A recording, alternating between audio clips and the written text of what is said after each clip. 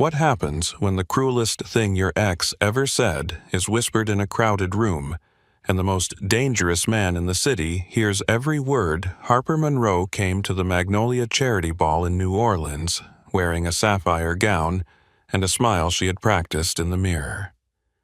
She wasn't there for love. She was there to save her career, prove her worth, and survive one more room full of people who judged women before they knew them. Then Ethan Caldwell leaned close and called her too big to love. He thought he had broken her quietly. But across the ballroom, Roman Hawthorne, the king of the New Orleans underworld, lowered his bourbon and looked at Ethan like a man already marked. Stay with this story, because this isn't just about revenge. It's about power, self-worth, and the night a woman stopped shrinking. Like the video and comment where you're watching from. Before Roman Hawthorne ever lowered that glass of bourbon, before his eyes found Ethan Caldwell across the ballroom, Harper Monroe had spent almost an hour convincing herself she belonged in that room. It started in her apartment above a quiet street in the Garden District where the live oaks leaned over the road like old women keeping secrets. Rain had washed the sidewalks clean that afternoon, leaving the air heavy with the smell of wet stone jasmine and the Mississippi River drifting somewhere beyond the rooftops. Harper stood barefoot in front of her bedroom mirror, wearing nothing but a silk robe and a look she hated seeing on herself. Uncertainty. On the bed behind her, 3 dresses lay in a sad little pile. Black navy charcoal. Safe colors. Quiet colors. Colors designed for a woman trying not to give anyone a reason to look twice. The sapphire gown hung from the closet door. It was too beautiful to ignore and too honest to feel safe. The fabric caught the soft yellow light from her bedside lamp and shimmered like deep water. It was cut with a sweetheart neckline, a fitted waist, and a long skirt that flowed over the hips instead of fighting them. It did not hide her body, it framed it. That was the problem. Harper lifted the gown from the hanger and held it against herself. In the mirror, she saw the woman she could be if she trusted her own reflection. Full hips, soft stomach, strong arms, brown skin warmed by the room light, dark curls pinned loosely at the crown of her head with a few stubborn pieces falling near her cheeks. She looked beautiful. Then an older voice slid through her memory like a knife under silk. You should wear something darker. Blue makes you look wider. Harper closed her eyes. Her phone buzzed on the dresser before the thought could finish cutting her. She picked it up and tapped the screen. Tessa. I'm having a crisis. Her best friend's voice filled the room, bright, sharp, and already impatient. Do not tell me you are wearing the black dress. Harper looked toward the pile on the bed. I did not say that. You paused, which means you looked at it. I have a very expressive silence. You have a very predictable fear response. Wear the blue one. Harper turned back to the mirror and pressed the sapphire gown against her body again. It is a lot. You are a lot. That is not an insult. Harper let out a small laugh, but it broke before it became real. People are going to stare. Good, Tessa said. They have eyes. Let them finally do something useful. Harper smiled despite herself. That was Tessa Reed, loyal as a guard dog dressed like a fashion editor and allergic to letting Harper disappear. Tessa had worked beside Harper at Bennett and Vale Communications for 6 years. They had survived nightmare clients, drunk politicians, one mayoral scandal involving a yacht and a hotel heiress, who cried for 3 hours because a journalist called her charity work performative. In every room where Harper softened the truth, Tessa sharpened it. Tonight, they needed both. The Magnolia Charity Ball was not just a party. It was the kind of event that made careers move without anyone admitting a business conversation had happened. The St. Celeste Hotel had hosted the ball for decades, and every year the city's most polished families arrived beneath chandeliers to sip champagne, praise generosity, and quietly decide who mattered. This year, the Whitaker Foundation was attending. The Whitakers owned hotels from New Orleans to Charleston, old brick buildings with brass elevators, rooftop bars, velvet lobbies, and ghosts no one could prove were fake. They were searching for a new public relations firm after their previous agency mishandled a lawsuit, 3 staff resignations, and an ugly viral video filmed in a kitchen basement. Bennett and Vale wanted that account. Harper wanted it more. Landing the Whitaker Foundation could make her partner by spring, not assistant partner, not almost partner, not the woman who did the work while older men took the handshake. Partner. She had written the crisis pitch herself. She had built the strategy. She knew the Whitakers needed more than damage control. They needed someone who understood reputation as a living thing, something that could be bruised, dressed, starved, revived, and taught to breathe again. Harper understood that better than anyone. Maybe too well. "You still there?" Tessa asked. Harper blinked. "Yes." "Put on the dress." Harper looked at herself again. "I keep hearing him." The line went quiet. Tessa did not ask who. They both knew. Ethan Caldwell had been gone for 10 months, 3 weeks, and 4 days. Not that Harper was counting because she missed him. She counted because healing sometimes needed a calendar. She counted because every week without him was proof that she had not died from the absence of someone who once convinced her she could not survive being unwanted. Tessa's voice softened. "Harper, I know. No. You do not get to know quietly tonight. You get to hear it. Ethan was cruel because it gave him control, not because he was right." Harper swallowed and brushed her thumb along the gown's smooth fabric. He knew exactly where to hit. Because you handed him a map when you loved him. That landed gently but deep. Harper turned away from the mirror and sat on the edge of the bed. The mattress dipped beneath her. For a moment, she was not in her apartment anymore. She was in a restaurant 2 years earlier, sitting across from Ethan Caldwell under lights that made everyone look expensive. It had been their 3rd anniversary. She remembered the white tablecloth, the candle between them, the tiny gold menu with no prices printed on it. Ethan had worn a navy suit and the smile that once made her feel chosen. The waiter set down warm bread with whipped butter. Harper reached for a piece. Ethan's hand covered her wrist. Not hard, not violent, that would have been easier to name. He smiled. "Do you really need that?" Harper had stared at him confused. "I skipped lunch. I'm just thinking about the engagement photos next month." He said it with such care that anyone watching would have thought he loved her enough to help. So Harper withdrew her hand. She drank water until the hunger passed. Another memory rose before she could stop it.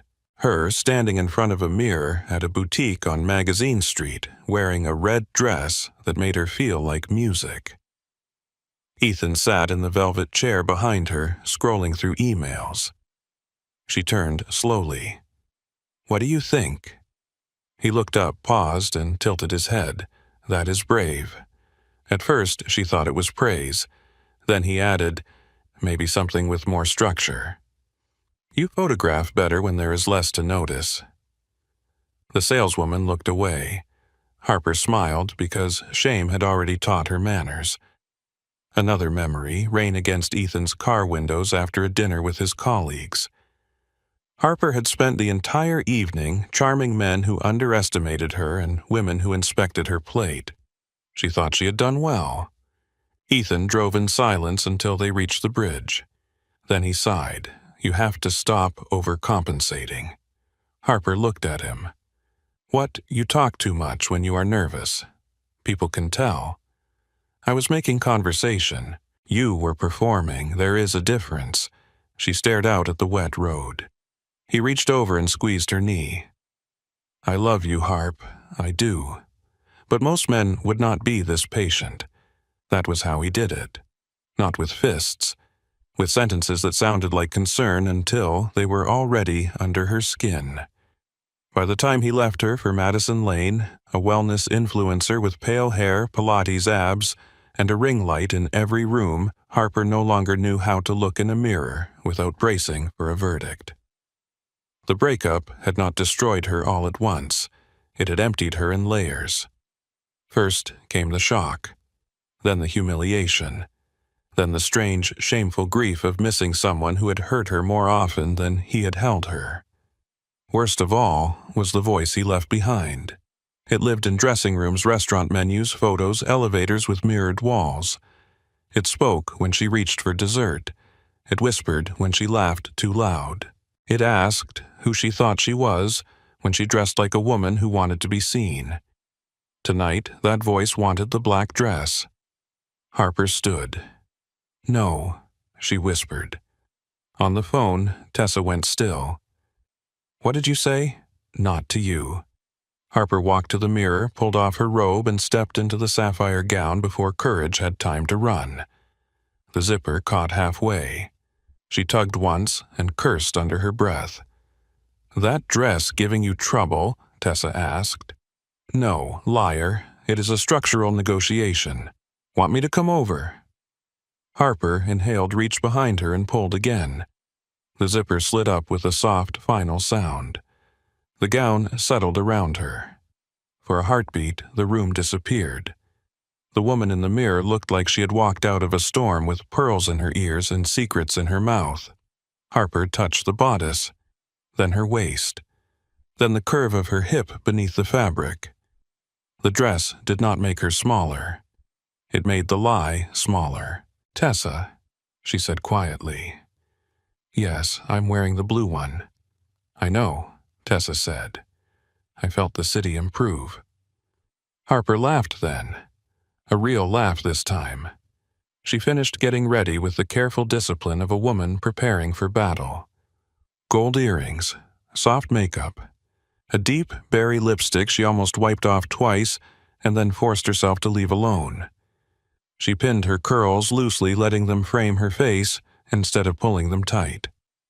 At 7:30, the car from Bennett and Vale arrived.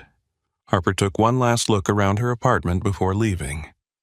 The rejected dresses remained on the bed like old habits she had decided not to wear. Outside New Orleans glistened.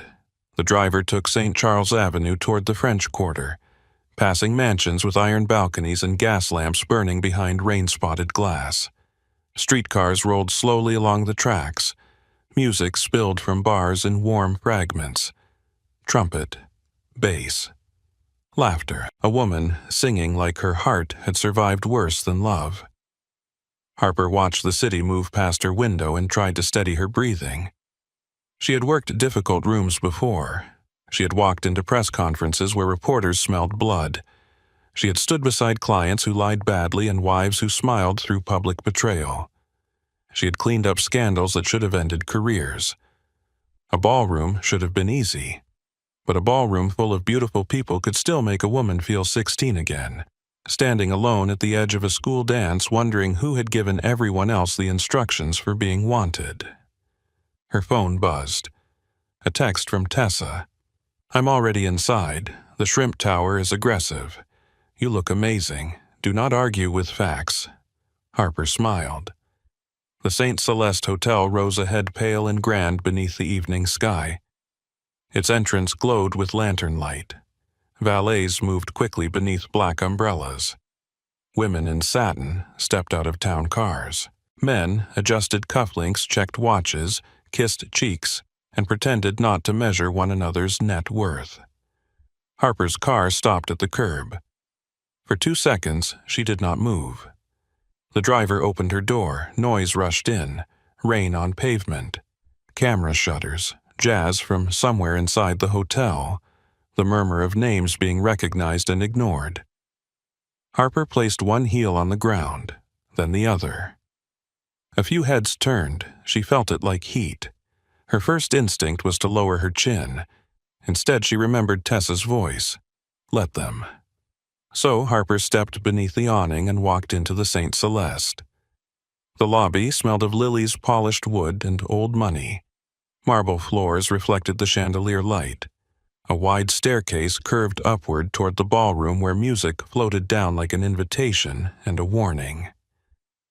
Tessa waited near the check-in table in a black satin dress and gold heels holding 2 glasses of champagne. When she saw Harper, her mouth opened. Then she smiled slowly. "Well," Tessa said, handing Harper a glass. "That dress did not come to participate. That dress came to collect debts." Harper took the champagne. "Do not make me laugh. I'm trying to look composed. You look expensive and emotionally unavailable. Perfect for the room." Harper glanced toward the staircase. "Is Whitaker here?" "Margaret Whitaker arrived 10 minutes ago. Her son is by the donor wall pretending he understands art. The foundation director is somewhere near the silent auction judging everyone's posture." "Good," Tessa leaned in.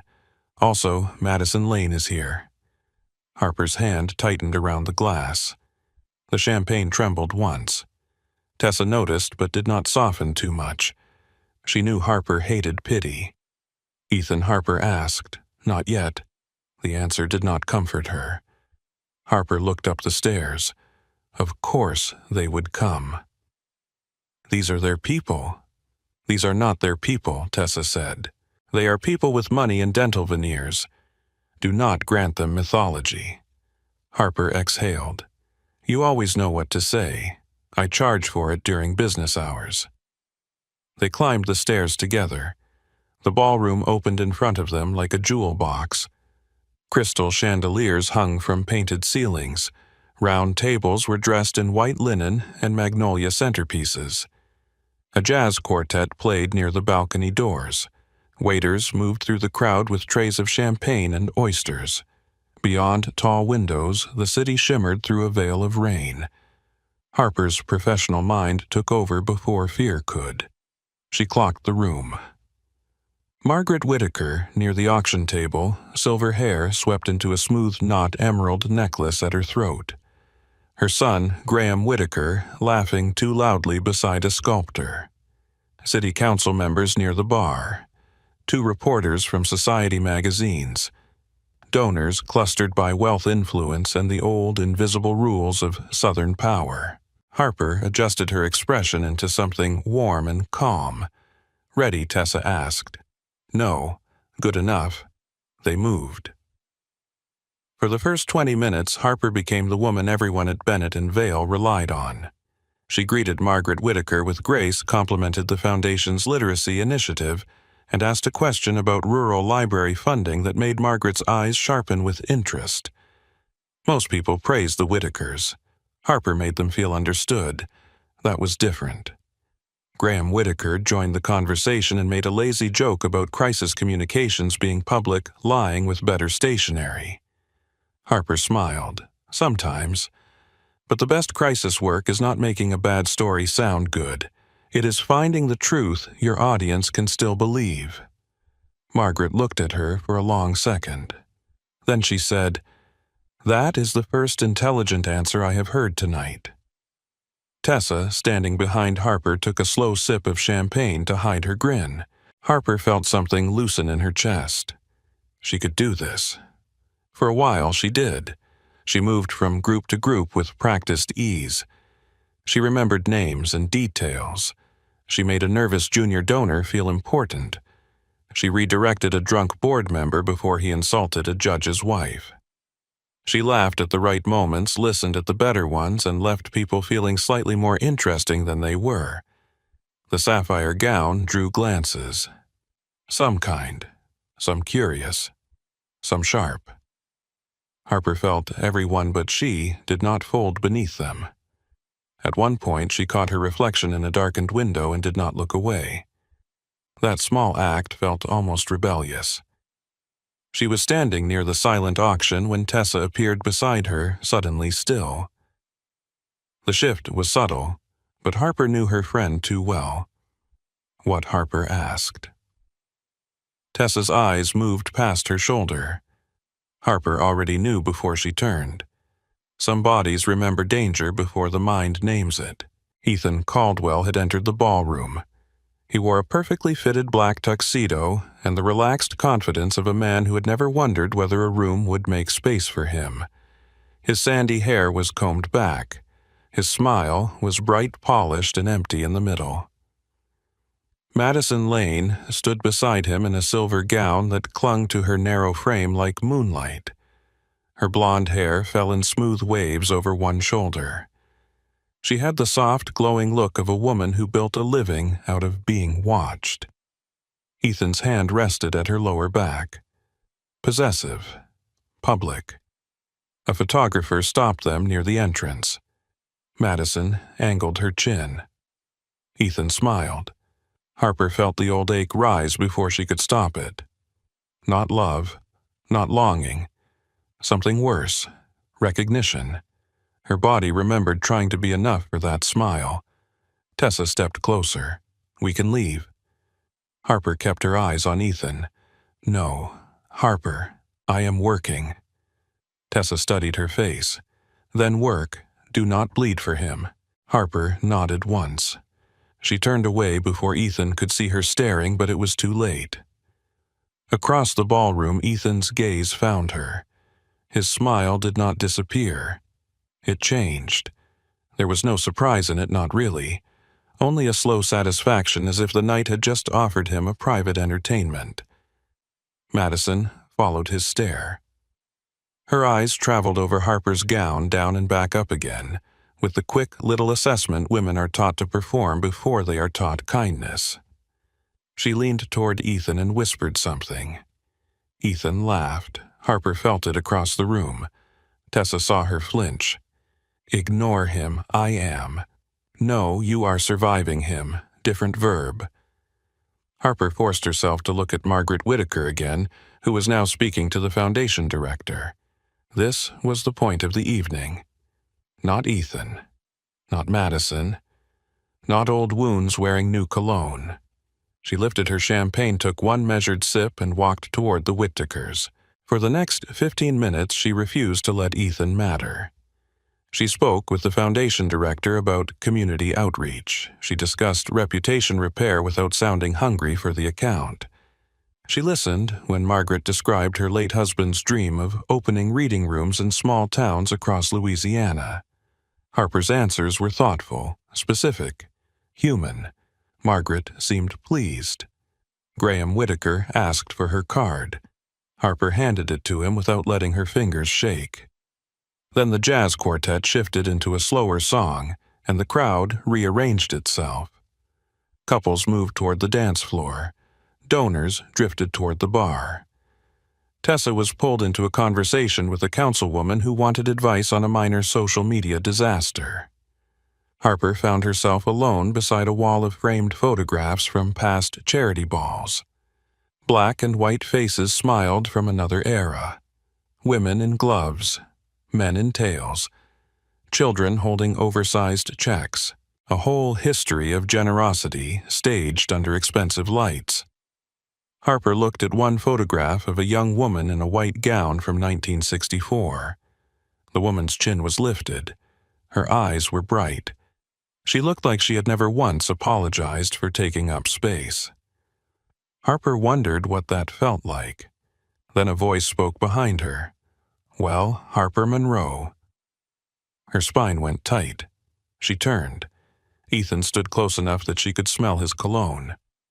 Clean, expensive, familiar in a way that made her stomach turn. Madison was not with him. He held a glass of scotch in one hand and wore the soft smile that used to fool strangers. "Ethan Harper said." Her voice came out steadier than she felt. His eyes moved over her body. Slowly. Not with admiration. With ownership of old wounds. "I did not expect to see you here. I work with Bennett and Vale. We represent several guests tonight. Still doing reputation cleanup. Still being paid well for it." His smile tightened. "Good for you." Harper stepped slightly to the side. "I need to get back to my client." Ethan shifted with her, blocking the path so smoothly that anyone watching might think they were having a private, pleasant conversation. "Already running, I am leaving a conversation I did not ask for." His eyes flickered. There it was. The irritation beneath the polish. Ethan did not like when she sounded whole. "You look different," he said. Harper held his gaze. "I am. No," he said softly. "That is not what I meant." The music seemed to dim around them, though Harper knew it had not. Ethan leaned closer. His smile remained. His voice lowered. "I meant the dress." Harper felt her pulse in her throat. Do not what? Do not do this." He gave a quiet laugh. "I am trying to help you. Someone should." Harper's hand tightened around her clutch. Ethan's gaze dipped once more to the sapphire fabric at her waist. "You always did confuse attention with admiration." For a second, Harper was back in every restaurant, every boutique, every car ride where he had taught her to swallow pain quietly. She looked past him, searching for Tessa. Too many bodies. Too much light, too much noise. Ethan followed her glance and smiled wider. "No rescue tonight." Harper's jaw clenched. "I do not need rescuing." "Of course not," he said. "That is why you look like you're about to cry." Her cheeks burned. He stepped closer, close enough that his words could slide under the music and reach only her. "You should have picked something darker, Harper. Blue makes you look wider." The sentence struck with the exact shape of memory. Harper did not answer. Ethan's voice became softer, crueler. "And honestly, after everything I thought you would have learned. Rooms like this have standards. Men like the ones here notice details." Harper's breath turned shallow. "Stop." He tilted his head, pretending concern.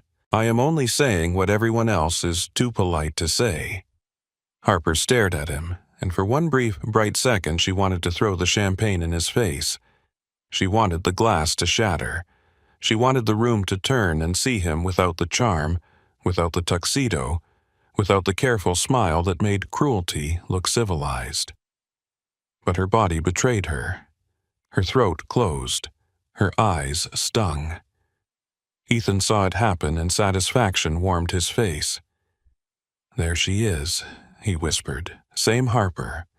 Too emotional, too soft, too big to love without being a charity case." Something inside her went silent. Not healed, not calm. Silent in the way a house goes silent after the last light breaks. Harper took one step back. Ethan's smile faltered, perhaps because she did not plead, did not defend, did not perform the pain he had come to watch. She turned away. Behind her, he said her name once low and amused. She kept walking. The ballroom blurred at the edges. Laughter brushed against her skin like static. Someone said hello. Someone else complimented her dress. Harper did not know if she answered. She moved past the champagne tower, past the magnolia arrangements, past the balcony doors where rain trembled against the glass. Her breath came too fast. She needed air, darkness, a place where no one could see the damage. At the end of a side corridor half hidden behind a velvet curtain, she found a mahogany door with a small brass plaque. Private Library. Harper pushed it open and slipped inside. The door closed behind her, swallowing the music until only the rain remained. Harper stood with her back against the wood, one hand pressed to her chest, as if she could keep herself from falling apart by force alone. The library was dim, lit only by a pair of brass lamps on a long reading table, and the silver wash of rain sliding down the tall windows. Shelves climbed the walls from floor to ceiling, crowded with old books no one at the gala had probably touched in years. The air smelled of leather dust, cigar smoke, and something darker, something warm and expensive that did not belong to the room. For a moment, Harper did not move. She listened to herself breathe. In, out, too fast.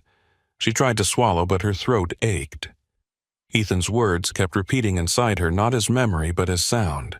Fresh. Living. Cruel. Too big to love. She hated herself for letting it hurt. She hated that he still knew where to cut. She hated that one whisper from him could make her forget every good thing she had built after leaving him. Her hand slipped from her chest to her stomach. The sapphire fabric was smooth beneath her palm. An hour earlier, the gown had felt brave. Now, it felt like evidence in a trial she had already lost. She crossed the room on unsteady legs and reached the nearest window. Outside, New Orleans blurred in rain and gold light. The street below shone like black glass. Car headlights moved through the storm in slow, ghostly lines.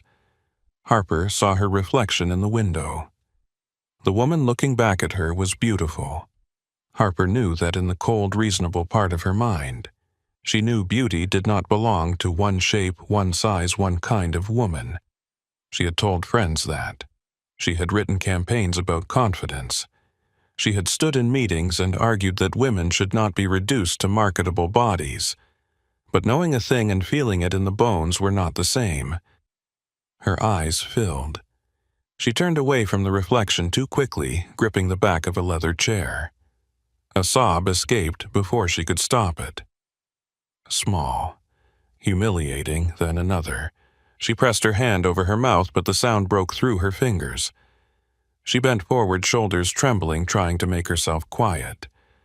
She had not cried in public when Ethan left. She had not cried when he posted the first photo with Madison. She had not cried when people who once called her almost family slowly stopped inviting her anywhere. She had saved her tears for showers, pillows, and parking garages.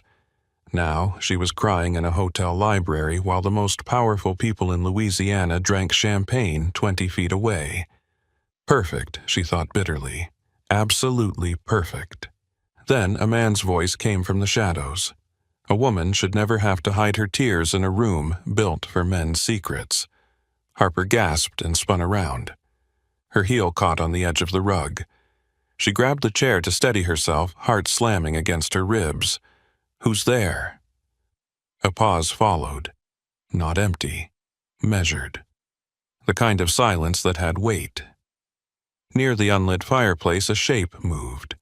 A man rose from a deep leather chair she had not noticed.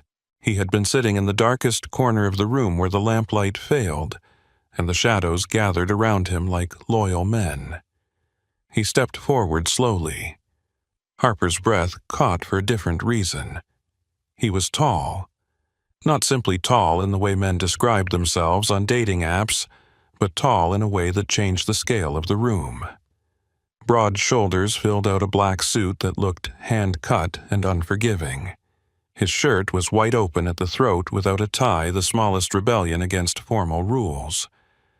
His dark hair was pushed back from a face that seemed carved rather than born all hard lines, controlled mouth, and eyes so deep brown they were almost black.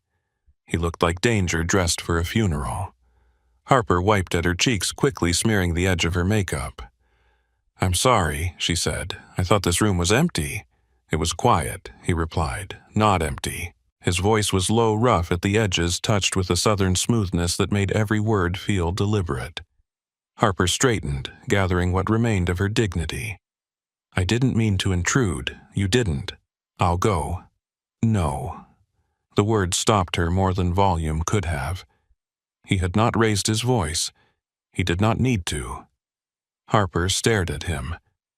"Excuse me." "You are shaking," he said. "That doesn't mean I need an audience." "No," he said. "It means someone gave you a reason." She looked toward the door. The music outside was muffled, distant. Her escape had become a trap with velvet walls. "I'm fine." He tilted his head slightly. "Are you?" She hated that question. Hated the gentleness of it even more. Gentle made her weak. Gentle made the tears threaten again. "I said I'm fine, and I heard you lie." Her eyes snapped back to him. For the first time, something close to anger rose through the shame. "You don't know me." "No," he said, "but I know what a person looks like when they are trying not to break." The words should have felt invasive. Instead, they struck too close to truth. Harper looked down at her clutch, gripping it with both hands now. "I had a bad conversation, that's all. A conversation does not leave bruises you can't see." She laughed once, but it came out wrong. "You always talk like that." "When people insult my intelligence, yes." She looked up. I'm not insulting you. You are asking me to believe that you came in here, locked yourself away from a room full of music, and cried over nothing. I didn't lock the door. No. You only looked like you wished you had. The corner of his mouth moved. Not quite a smile, something sharper. Harper should have been afraid. A stranger in the dark. A powerful-looking man who spoke like he owned the air. But fear had layers, and somehow Ethan's voice still sat heavier on her chest than this man's presence. She drew in a slow breath. My ex said something cruel. The man's expression changed almost imperceptibly. His eyes sharpened. Name. Harper blinked. What, his name? That's not your business. You're right. The answer surprised her. He took one step closer, then stopped, as if aware of the distance between them. It is not my business unless you make it mine. Harper studied him. His hands were relaxed at his sides. Large hands. Bare of rings except for one signet on his right hand. Black stone set in heavy gold. Not flashy. Final. Why would I do that? Because I heard him. The room seemed to drop 10 degrees. Harper's grip tightened around her clutch. You heard, yes. Her stomach turned. How much? All of it. The words landed with fresh humiliation. She turned away, closing her eyes. Of course. Of course someone had heard. Not a friend, not Tessa, a stranger.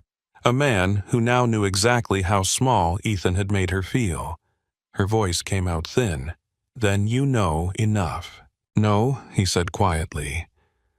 I know what he said. I do not know why you believed him. Harper turned back before she could stop herself. I didn't say I believed him. You didn't have to. That should have made her angry again. Instead, it made her tired. She looked toward the rain-streaked window. People like him don't start with the worst thing. They build to it. A comment here, a look there, a joke in front of friends, a concern that sounds loving until you realize it is a leash. The man did not interrupt. That silence pulled the rest from her. He was my fiancé. Ethan Caldwell. We were together 3 years. By the end, I couldn't eat in front of him without hearing his voice. I couldn't buy a dress without imagining his face. I couldn't look at myself without wondering what he would fix first. The man's jaw tightened. Harper saw it. It should have warned her. Instead, it warmed something cold inside her. She looked down quickly.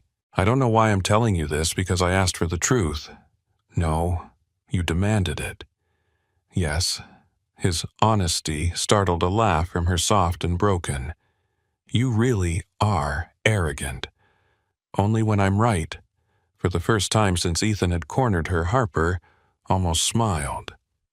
The man saw it. His gaze dropped briefly to her mouth, then returned to her eyes with an intensity that made the air feel thinner. What did he call you? Harper's smile vanished. She shook her head. I don't want to repeat it, I know. Then why ask? Because monsters get smaller when dragged into the light. Harper swallowed. The words sat heavy between them.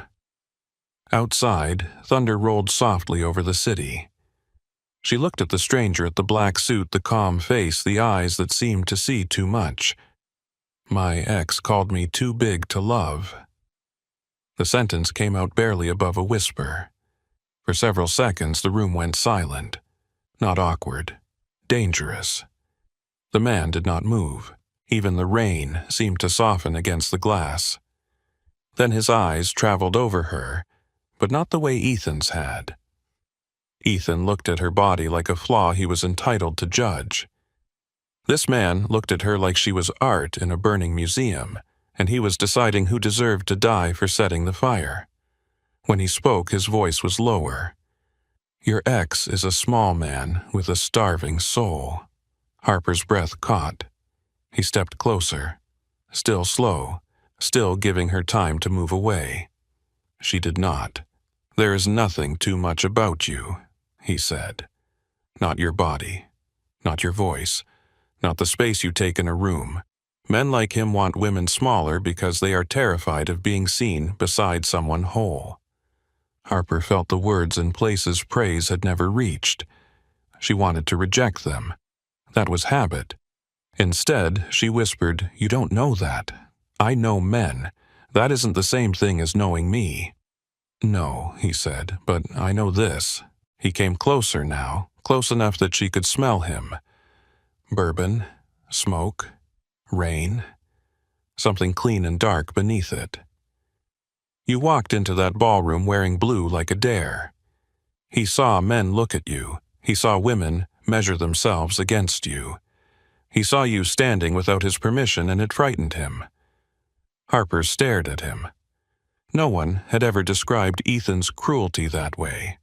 Not as truth, as fear. "You think he was afraid of me. I think weak men often are." Her throat tightened again, but this time the tears felt different. Less like shame, more like something thawing. The man reached into the inner pocket of his jacket and withdrew a folded white handkerchief. He held it out. Harper looked at it, then at him. "Do men still carry those?" my mother insisted. That answer was so unexpected she took it. The cotton was soft, monogrammed with the letters R.H. She noticed them just as the realization began to move through her mind. R.H., the black suit, the signet ring. The men she had glimpsed in the hallway earlier standing too still to be hotel security. The way he spoke like command was his first language. Her pulse changed. She looked at his face more carefully. The name came to her not from society pages but from whispers, from clients who lowered their voices, from reporters who chased corruption until suddenly they found safer beats, from the old stories people told about the Mississippi docks after midnight. Roman Hawthorne, the king beneath the city. Harper took a step back. "You're Roman Hawthorne." He did not smile. "I am." Her fingers tightened around his handkerchief. Every instinct that had been asleep under grief woke at once. Roman Hawthorne was not just rich. He was not just dangerous in the romantic way people use the word when they meant handsome and rude. He was dangerous in the way judges avoided saying his name. Dangerous in the way shipments moved when he allowed them to move. Dangerous in the way men disappeared from places where cameras happened to fail. The Hawthorne family had owned half the rumors in New Orleans for 3 generations, and she had just cried in front of him. About her ex. "I should leave." "No." This time the word made her angry. "You don't get to tell me no." Something in his eyes shifted. Approval, maybe. "No," he said, "I don't." That answer stopped her again. Roman took one step back, giving her the path to the door. Harper could have walked out. She did not. He looked toward the ballroom. But if you leave like this, he wins the moment he came for. He doesn't win anything. "I'm just done. You are not done. You are wounded." Harper's mouth trembled. "I don't want to go back out there. I know. I don't want them looking at me. They are already looking. Let them see you standing." Her laugh was bitter. "With you, if you choose." There it was again. Choice. Small, but real. Harper looked at the door. Behind it waited the ballroom. The Chandeliers, the Whitakers, Tessa Madison, Ethan. Especially Ethan. He would be expecting her to stay gone. He would tell himself he had been right. He would watch the door every few minutes with that smug satisfaction knowing he had made her vanish. Her stomach twisted. Roman's voice softened. "Harper." She looked back at him. He knew her name from her confession, yet in his mouth it sounded different. Not casual, not claimed. Spoken with weight. "You do not have to be fearless. You only have to refuse to kneel." The words moved through her slowly. Harper looked down at herself, at the sapphire gown, at the body she had spent years treating like an apology. Then she remembered Tessa's voice. Stop living like a background character. Her fingers closed around Roman's handkerchief. I can't stop shaking. You can shake and still walk. A breath left her almost a laugh. That sounds like something people say before doing something stupid. Roman's eyes darkened with amusement. I have built an empire on doing what other people call stupid. That is not comforting. It was not meant to be. For reasons Harper could not explain that steadied her more than comfort would have. She dabbed beneath her eyes, careful not to ruin the rest of her makeup. Roman watched without speaking. Not impatient, not pitying, just present. When she finished, she tried to hand the handkerchief back. Keep it, he said. It has mascara on it. Then it has served a noble purpose. The smallest smile escaped her.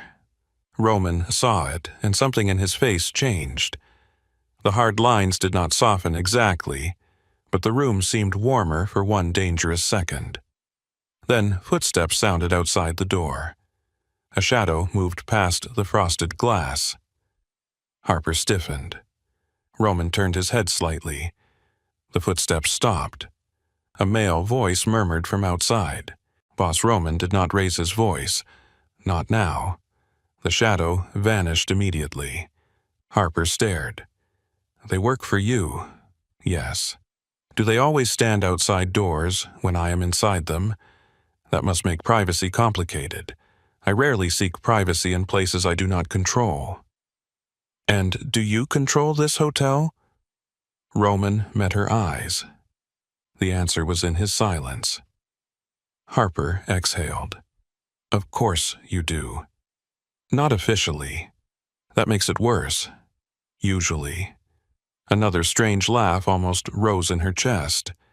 She swallowed it because laughing with Roman Hawthorne in a dark library felt like stepping closer to a flame just to admire the color.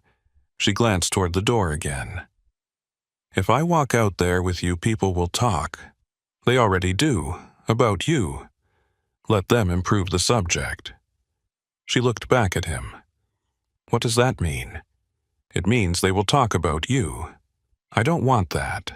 No, Roman said. You want respect. Unfortunately, in rooms like that, one attention often arrives first. Harper hated how true that felt. She lifted her chin slightly, and Ethan Roman's expression cooled. What about him? What are you going to do? His gaze stayed on hers. That depends.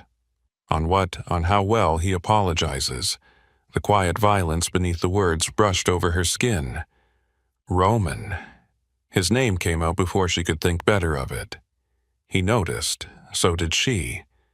For a moment, neither of them moved. Then he said, Yes. You can't hurt him. I can. I mean, you shouldn't. That is a different sentence. Her pulse kicked. I'm serious. So am I. Harper stared at him. The danger was not hidden now. It stood between them, dressed in black, patient and honest. Ethan had been cruel behind charm. Roman was ruthless without pretending otherwise. That should have made the choice simple. It did not. Why do you care? She asked. Roman looked at her for a long moment. When he answered, his voice was quieter. My mother was a large woman. Harper did not expect that. Roman's eyes moved toward the rain-streaked window, though she sensed he was seeing something much older. She had a laugh that filled every room before she entered it. She wore red lipstick to breakfast and pearls to argue with bankers. Men called her excessive, loud, too much. His mouth tightened. My father called her magnificent.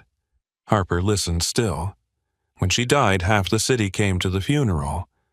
Some came because they loved her. Some because they feared my father. Most because they had spent their lives underestimating her and realized too late she had shaped them anyway. He looked back at Harper. So, when I hear a man try to make a woman smaller because he lacks the strength to stand beside her, I take it personally. The room went quiet again. This time, not dangerous. Intimate. Harper's grip loosened around the handkerchief. "I'm sorry about your mother." "So am I." 2 simple sentences. No performance, no polished grief. Harper saw him differently then. Still dangerous, still unreadable in places, but not empty. Not just shadow and reputation. There was a wound under the suit. Maybe that was what recognized hers. From beyond the door, the jazz music swelled, then softened again. Life continuing without permission. Harper drew in a slow breath. "If I go back out there, I speak for myself." Roman's eyes sharpened with something like satisfaction. "Yes. You don't get to decide what I say. No, you don't get to touch me unless I want you to." Roman's gaze dropped to her mouth for one brief second, then returned to her eyes. "Understood, and you don't get to make this about owning me." His expression turned almost severe. "Harper, if I wanted something that could be owned, I would buy another building." The answer should not have pleased her. It did anyway. She stepped closer, not much, but enough that the air changed. "I don't know if I trust you." "Good." Her brow furrowed. Good trust given too quickly is usually desperation wearing perfume. Harper studied him. "You say a lot of unsettling things. You keep listening." That time, she did smile. Roman extended his arm. Not grabbing, not demanding, offering. The black sleeve of his suit cut a dark line through the lamplight. Harper looked at it, then at the door, then at herself in the window again. The reflection looked frightened, but not broken. She handed him back the handkerchief after all. He accepted it without looking away from her. Then she placed her hand on his arm. The muscle beneath the suit was solid, controlled warm. Roman's other hand covered hers for half a second. Barely a touch. Enough to steady, not enough to cage. "You are shaking," he said. "I know." "You are still standing," she breathed in. "Yes." Roman turned toward the door. Before he opened it, Harper stopped him. "Wait." He looked down at her. She reached into her clutch, found her lipstick, and stepped to the small mirror above a side table. Her hand trembled as she uncapped it.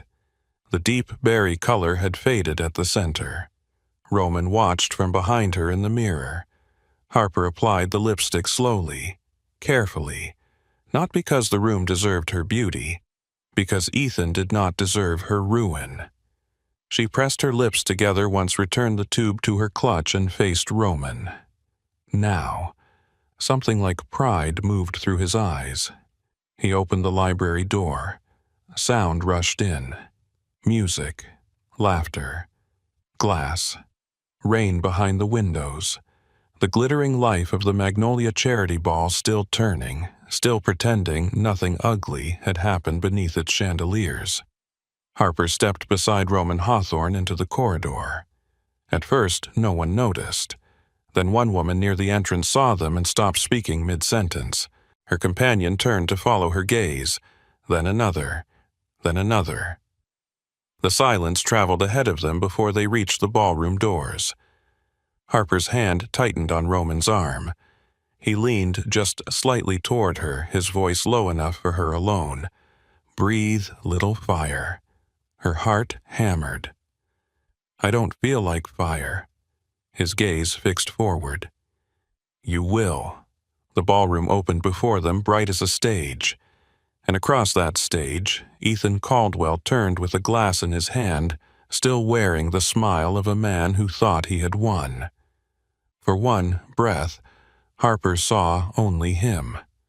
The polished tuxedo, the lazy confidence, the expensive watch glinting beneath his cuff, the mouth that had once kissed her forehead in public and cut her open in private. He stood near the champagne tower with Madison Lane tucked beside him. His body relaxed, his expression warm for the guests around him. Then his eyes landed on Roman Hawthorne. The smile drained from his face so completely it was almost beautiful. Harper felt the change ripple through the room before she understood it. Conversations softened first, then they broke apart. A woman in emerald satin stopped laughing mid-breath. A waiter slowed with a silver tray held at chest height. Near the orchestra, the trumpet player missed half a note and recovered too late for no one to notice. Roman did not hurry. He walked like a man who had never needed to. Harper moved beside him, her hand resting on his arm, her fingers still trembling against the black sleeve of his suit. Every pair of eyes seemed to find them. She could feel the room inspecting her again, but this time the attention had changed shape. Before, the glances had asked what right she had to wear that dress, take that space stand in that light. Now they asked why Roman Hawthorne had chosen to put her there. Harper hated that part of her wanted to be grateful for the difference. Roman seemed to sense the thought without looking down. His voice reached her quietly. "Keep your chin up. I am trying." "No," he said. "Trying looks smaller than this." A strange breath left her, almost a laugh. "Do you always give orders as encouragement, when encouragement fails to move fast enough?" Harper looked straight ahead. "I told you I speak for myself, and I listened." The answer was simple, but it steadied her. They passed a group of donors who stepped aside without being asked. One man, a shipping executive Harper recognized from a client file, lowered his gaze the second Roman looked in his direction. A councilman turned pale and pretended to become fascinated with his drink. Roman's reputation was not loud in the room. It was heavier than sound. Madison saw them coming and touched Ethan's sleeve. "Ethan," she whispered. He did not answer. His eyes were fixed on Roman with the kind of fear rich men tried to hide and failed at because they were not used to needing courage. Harper remembered Ethan in the library corridor of her mind, smiling after he had wounded her. Too big to love. The words still hurt. But now, walking through that room beside a man everyone feared, Harper realized something that unsettled her more than comfort would have. Ethan had never been powerful. He had only been familiar with her pain. Roman stopped in front of him. The circle around them formed naturally. Not close enough to admit curiosity, not far enough to miss anything. Ethan lifted his glass a little as if manners could save him. "Mr. Hawthorne," he said. His voice cracked on the last syllable. Roman looked at the glass first, then at Ethan. "Caldwell, you know me, I know enough." Madison's eyes moved quickly between the two men. Her hand slipped from Ethan's arm. Ethan noticed and tried to laugh. "Well, I didn't realize you were attending tonight. It's quite an honor for the Foundation." Roman's expression did not change. "I am not here for the Foundation." The words settled coldly. Ethan swallowed. Harper felt his gaze flick to her, then away again. He would not look at her for longer than half a second, not now, not with Roman close enough to hear every breath. Roman turned his head toward Harper. His voice softened in a way that made several people nearby go still. Is this the man Harper's heart knocked once hard? This was the moment. She could let Roman take it. She could let his name, his danger, his black-suited calm, do what her own voice had failed to do for 3 years. Ethan's eyes finally met hers. There was warning in them, a small, familiar command. "Do not embarrass me." That old command had lived in her body for too long. Harper released Roman's arm, only by an inch, enough to stand on her own. "Yes," she said, "that's him." Ethan's jaw flexed. "Harper, don't do this." She heard the old rhythm in his voice. Smooth, controlled. The tone he used when he wanted her to feel childish. But his hands betrayed him. One finger tapped against the side of his glass. Roman saw it. Harper did too. Don't do what she asked. Ethan forced a smile for the room. Turn a private misunderstanding into a scene. Harper looked at him for a long moment. You were comfortable making it private because you thought shame worked better when no one else could hear it. A murmur moved through the watching guests. Ethan's face tightened. Lower your voice. Roman's eyes went dark. Harper lifted her chin. No. The single word rang through her more than through the room. Ethan stared at her as if she had slapped him. Madison shifted beside him, putting more distance between their bodies. Ethan tried to recover. Harper, you're emotional. You always get emotional when you feel cornered. I was cornered, she said, by you. He laughed, once soft and dismissive. This is ridiculous. Roman finally spoke. No, ridiculous is a man whispering poison into a woman's ear, then acting surprised when it stains his own mouth. Ethan turned sharply toward him. Mr. Hawthorne, with respect, you don't understand our history. Roman stepped closer. Ethan stopped breathing for half a second. With respect, Roman said, I understand men like you better than God does. The ballroom went still again. Ethan's skin lost more color. I didn't mean anything by it. Harper's hands went cold. That was almost worse than the insult itself. The tiny cowardice of denial. The way men like Ethan could place a blade between your ribs, then accuse you of bleeding too dramatically. You meant it, Harper said. Ethan looked at her, irritation flashing through the fear. Fine, I said something harsh. But you know how you get. I was reacting. To what? He blinked. Harper took one small step forward. To my dress, to my body, to the fact that I was standing in a room where you no longer had the right to decide whether I belonged. Ethan's mouth opened. No answer came. Someone nearby inhaled sharply. Tessa had appeared at the edge of the crowd. Harper saw her over Madison's shoulder, eyes wide, champagne forgotten in her hand. Tessa did not move toward her. She seemed to understand that Harper did not need rescue in that second. She needed witness.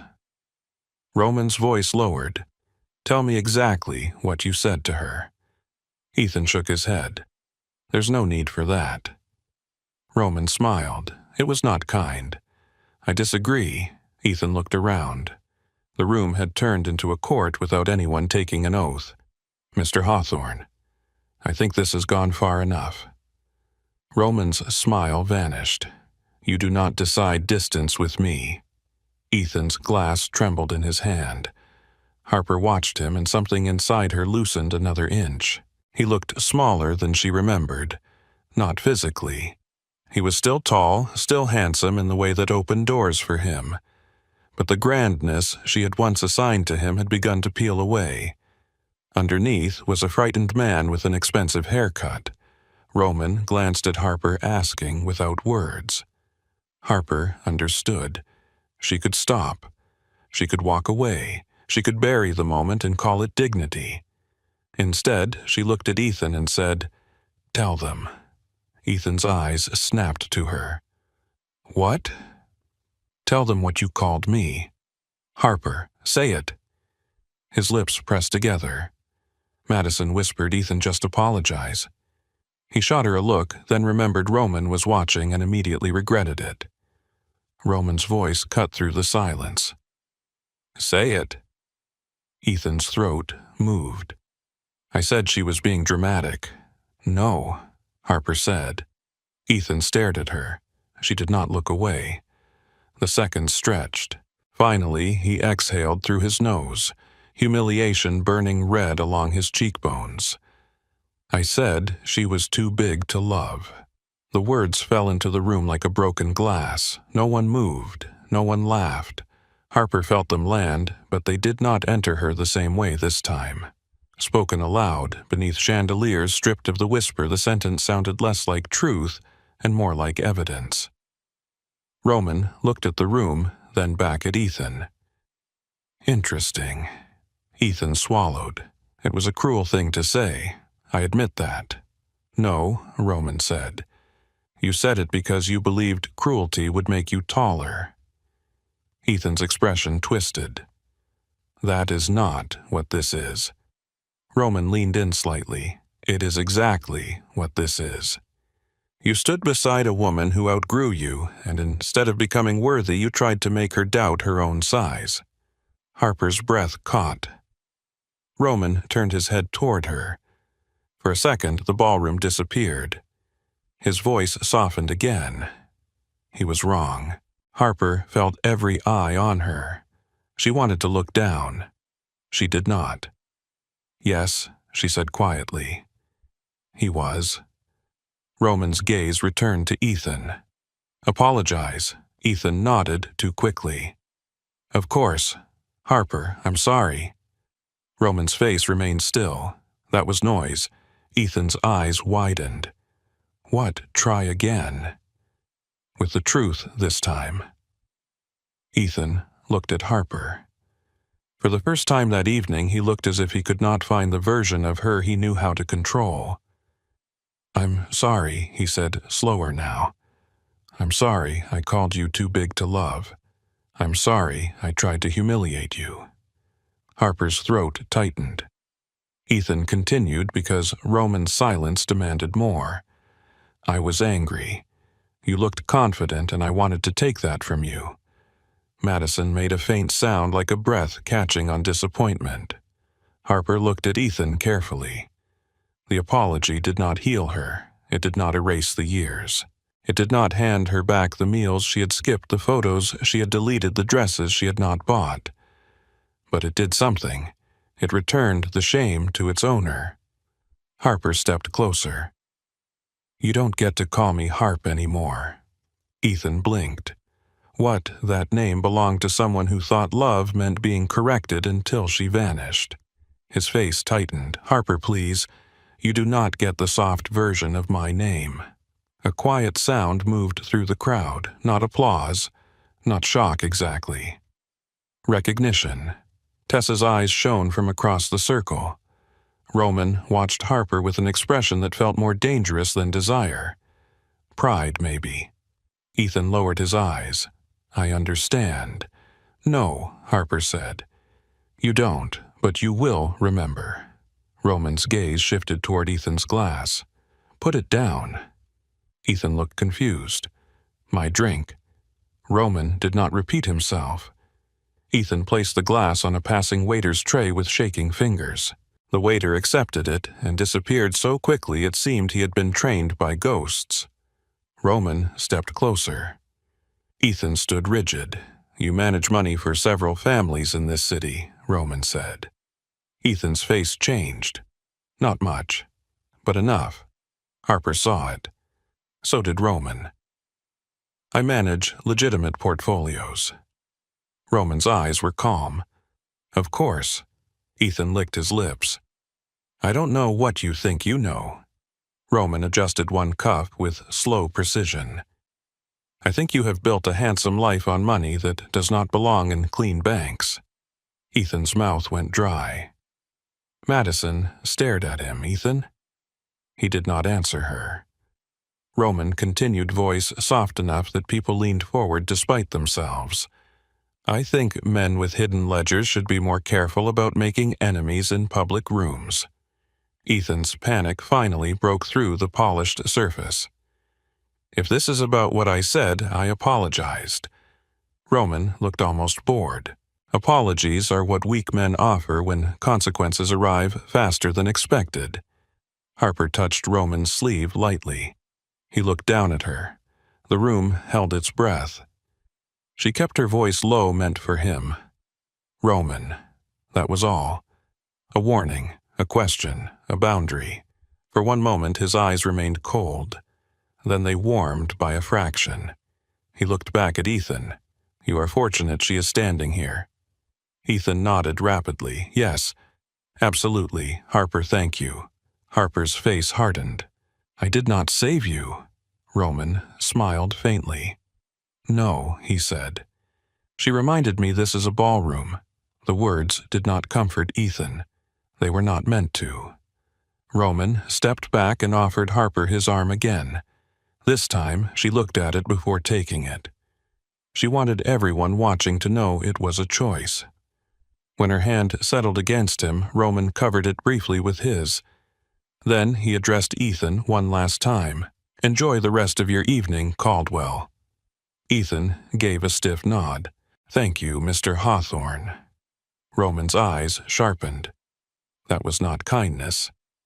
Ethan froze. Roman leaned closer, his voice dropping so only Ethan, Harper, and perhaps Madison could hear. It was time.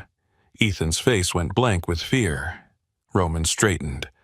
Harper felt the crowd part behind her before they even turned. People moved aside in silence, pretending not to stare and staring anyway. As she passed Tessa, her friend whispered, "You okay?" Harper paused. The honest answer was too large for the room, so she gave the truest small one. "Not yet." Tessa nodded. "Good, yet is useful." Harper almost smiled. Roman guided her toward the grand doors, but he did not rush her. Every step back through the ballroom felt different from the walk-in. She still felt exposed, still shaken, still aware of every eye and every whisper waiting to bloom after she left. But there was a clean place inside her now. Small, bright, untouched by Ethan's voice. At the edge of the ballroom, Margaret Whitaker stood beside the foundation director. Harper expected judgment. Instead, the older woman inclined her head in quiet respect. Harper returned the gesture.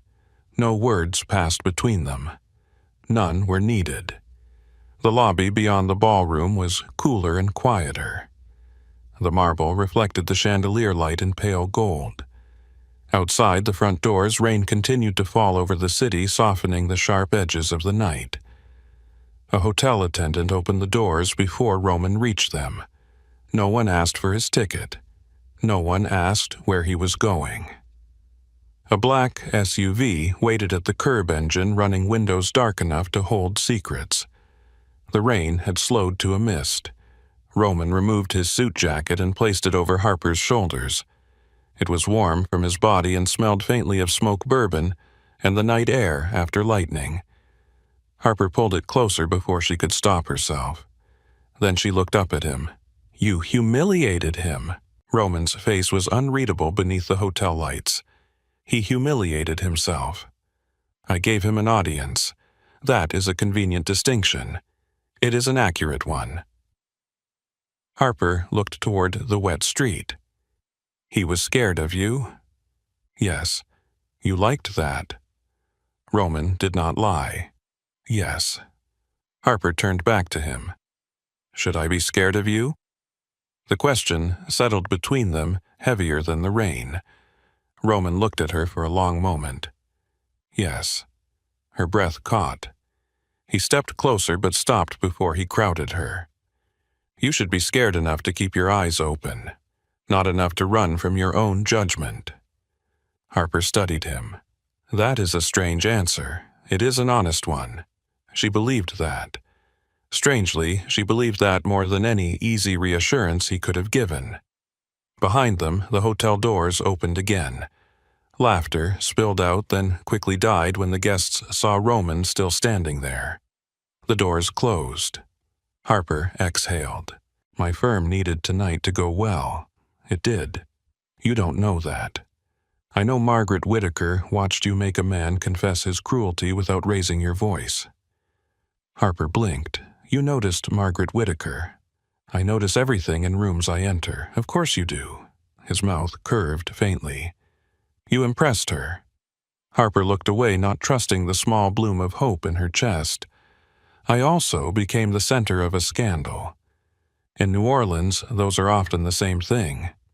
That time she did laugh, though it shook at the edges. Roman watched the sound as if it mattered.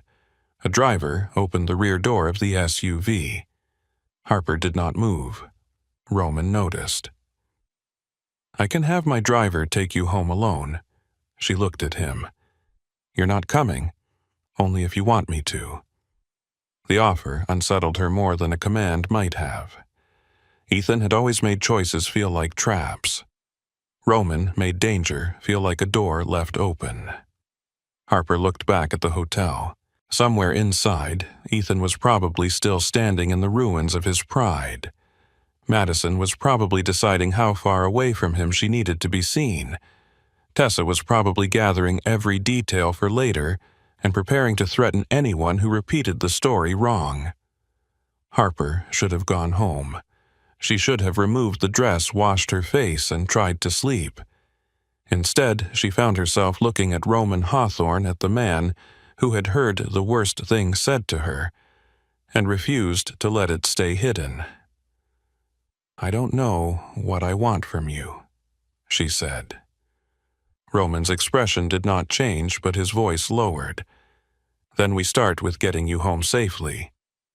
A simple answer, no pressure, no velvet trap. Harper nodded and stepped into the SUV. Roman followed only after she had settled inside. The door closed with a soft, heavy sound, sealing out the rain and the hotel lights. Inside, the vehicle smelled of leather and cedar. The cities blurred beyond the tinted windows. For several seconds, neither of them spoke. Harper sat with his jacket around her shoulders, her hands folded in her lap. The adrenaline began to fade, leaving a deep tremor behind. Roman noticed. He reached toward a side compartment and took out a bottle of water. He opened it before handing it to her. "Drink." She raised an eyebrow. Encouragement again. Hydration. She took it. Their fingers brushed. The contact was brief, but the warmth of it traveled up her arm. Harper drank, then leaned her head back against the seat. "I hate that he still got to me." Roman looked out the window. "Wounds ache when pressed. That does not mean they own you." She turned the bottle in her hands. "He used to make me feel insane, like I was too sensitive, too needy, too much of everything." Roman's jaw tightened. Men who cannot dominate the world often start with the woman beside them. Harper looked at him. And men who can dominate the world, Roman's gaze returned to her. They have fewer excuses. The honesty of that sat between them. Harper looked down at the jacket around her shoulders. "Why did you stop when I said your name?" Roman was quiet for a moment. "Because you said it like a woman drawing a line, and you respect lines, no." Her eyes lifted. He continued, "I respect yours." The answer warmed her and frightened her in equal measure. The SUV turned onto a rain-slick street, leaving the St. Celeste behind. Street lamps slid across Roman's face in flashes of gold and shadow. He looked less like a man in those moments and more like a warning carved into human shape. Harper thought of Ethan's fear. Then she thought of her own. They were not the same. Ethan feared losing power. Harper feared stepping into hers. The thought came quietly, but once it arrived, it stayed. Roman's phone buzzed once. He glanced at the screen. Whatever he read made his eyes go cold again. Harper noticed business. "Yes." About Ethan. Roman locked the phone and slipped it back into his pocket. His silence answered. Harper's stomach tightened. "Roman." He looked at her. "I meant what I said inside. I don't want blood because my feelings were hurt." His gaze held hers. "No blood." She searched his face. "Promise me." Roman was still for a long second. Then he said, "I promise you there will be no blood tonight because of what he said to you." The wording was careful, too careful. Harper heard the space inside it. "What aren't you saying?" Roman looked toward the window again. "Ethan Caldwell has problems that existed before he opened his mouth." "What kind of problems?" "The kind that do not stay buried when a man attracts my attention." Harper's pulse slowed, then quickened. Outside, the city glowed wet and restless, unaware that somewhere behind them, Ethan Caldwell's polished life had begun to crack under the weight of secrets Harper had not known existed. The SUV carried Harper deeper into the New Orleans night. Roman, silent beside her, the taste of champagne and fear still fading from her tongue. By the time she reached her apartment, the rain had softened to a mist. The city looked blurred around the edges, like a painting left too close to water. Gas lamps glowed along the Garden District streets. Tree branches hung heavy over the road. Somewhere in the distance, a trumpet played a lonely note that rose, trembled, and disappeared. Roman did not ask to come upstairs. He stepped out of the SUV first, then offered his hand as Harper climbed down. His jacket still rested around her shoulders, warm and too large, carrying the scent of smoke and cedar and him. Her heels clicked softly against the wet sidewalk. For a moment, neither of them spoke. Harper looked toward her building, then back at him. "I should give this back." She touched the lapel of his jacket. Roman's eyes moved to her fingers. "Keep it tonight. It probably costs more than my couch. Then your couch should be honored." A tired laugh escaped her before she could stop it. It was small, but real. Roman looked at her as if the sound had entered him somewhere private. The moment stretched. Harper knew she should say goodnight. She knew men like Roman Hawthorne were not meant to be invited into quiet apartments with books on the coffee table and half-burned candles near the sink. He belonged to black cars, guarded doors, whispered calls, and rooms where powerful men forgot how to breathe. But he had also stood beside her in a ballroom when Ethan's words were still fresh on her skin. That made him harder to dismiss. "Thank you," she said. Roman's face remained calm. "For the ride. For not making me feel crazy." His gaze darkened. No man should ever teach a woman to distrust her own pain. The words reached her gently, then stayed. Harper looked down first. "Good night, Roman." He did not move closer. "Good night, Harper." She turned before she changed her mind about anything.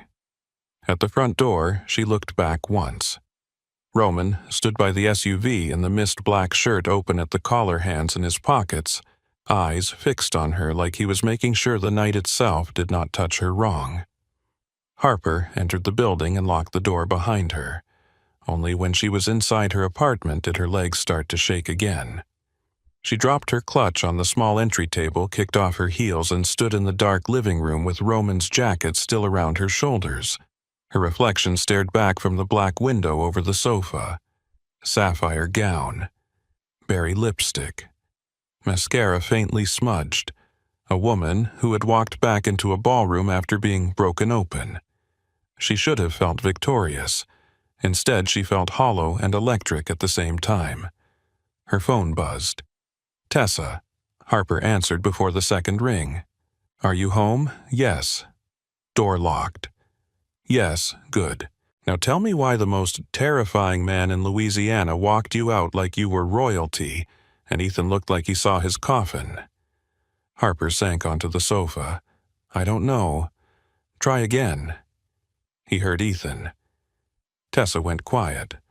"All of it, yes." "Jesus." Harper closed her eyes. "I cried in the library. Roman was there. You cried in front of Roman Hawthorne and survived. Apparently, that man does not look like he believes in emotional support." He was strange.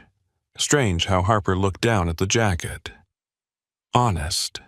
Tessa made a soft sound. "That might be worse." "It is." Silence passed between them, full of things Tessa wanted to ask but did not. Finally, she said, "I'm proud of you." Harper pressed her lips together. "I almost ran, but you didn't. I was shaking." And still standing, both can be true. Harper looked toward the bedroom where she knew the mirror waited. "I don't know what happens now. Now, you take off the dress, drink water, and sleep with every light on if you have to." Harper smiled faintly. "That is your professional advice. My professional advice is to invoice the Whitakers for witnessing your personal growth." "Tessa, I am serious. Margaret Whitaker watched you make Ethan Caldwell apologize in front of half the city. That woman loves composure under pressure. You may have accidentally become her favorite scandal." Harper leaned back exhausted. "Wonderful. Rest, babe. We handle the room tomorrow." After they hung up, Harper remained on the sofa for a long time.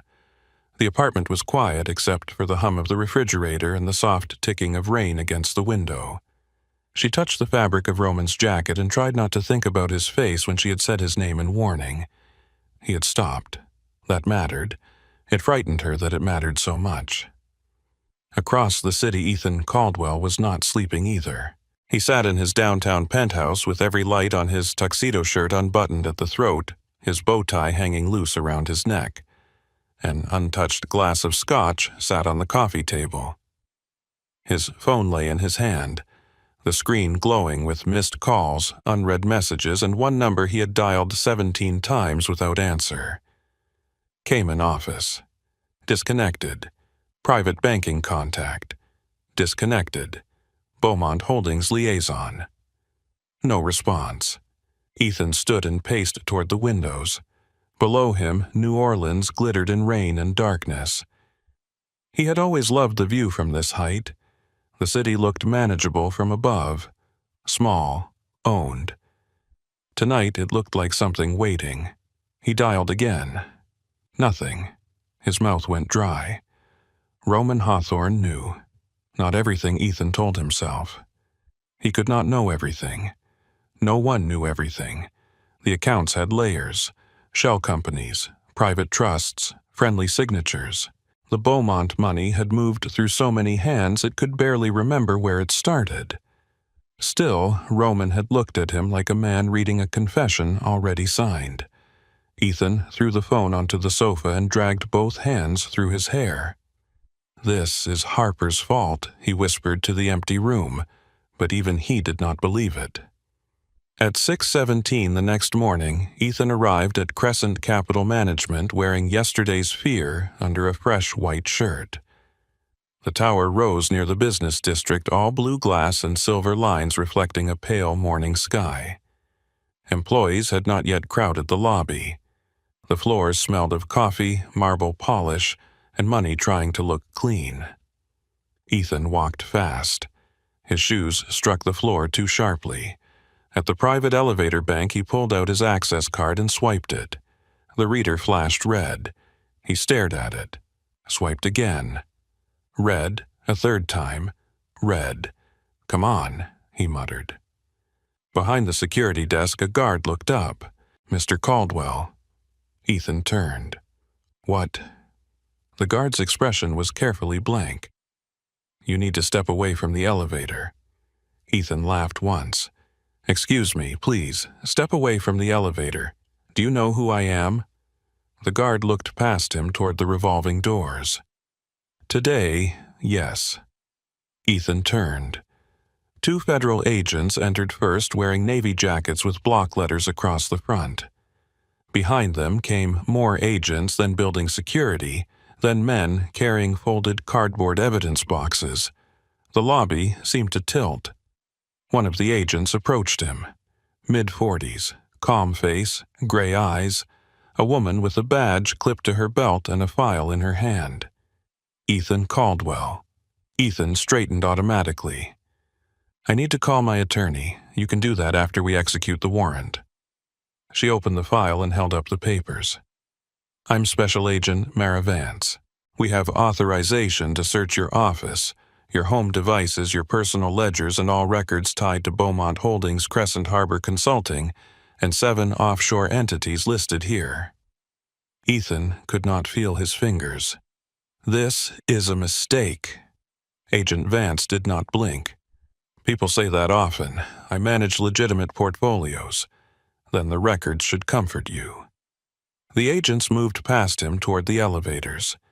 This time the doors opened for them. Ethan stepped after them, but a second agent blocked his path. "You're not going upstairs. This is my office. Not this morning."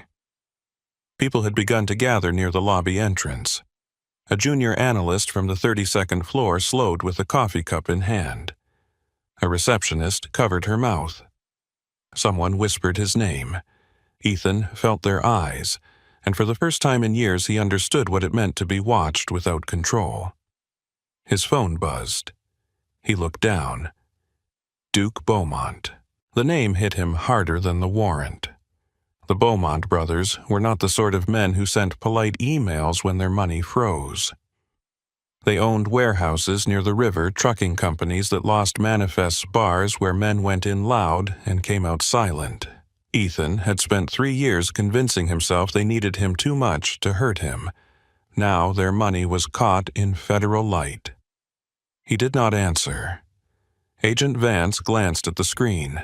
Someone important. Ethan slipped the phone into his pocket. My lawyer. Her eyes said she knew he was lying. By 8:40, news vans were outside. By 9:15, Ethan's face was on local television. By 10, every client he had ever bragged about was calling someone else. By noon, he was standing outside the federal building, released, after questioning his tie gone, his hair ruined by humidity, his face pale beneath a swarm of cameras. Mr. Caldwell, are you connected to Beaumont Holdings? Did you launder money for organized crime? Did your firm know? Are you cooperating with investigators? Ethan pushed through them without answering. A black sedan waited at the curb, but it was not his driver behind the wheel. It was a rideshare he had ordered after discovering his corporate car account had been suspended. His platinum card declined twice. He paid with a backup debit card he had not used in years. The driver did not speak. That was the worst part. At 1:15, Ethan reached his penthouse. The elevator opened onto a private foyer. Madison Lane stood near the door in oversized sunglasses, a cream coat, and travel clothes that looked expensive enough to be photographed. 3 designer suitcases waited beside her. Ethan stopped. What are you doing?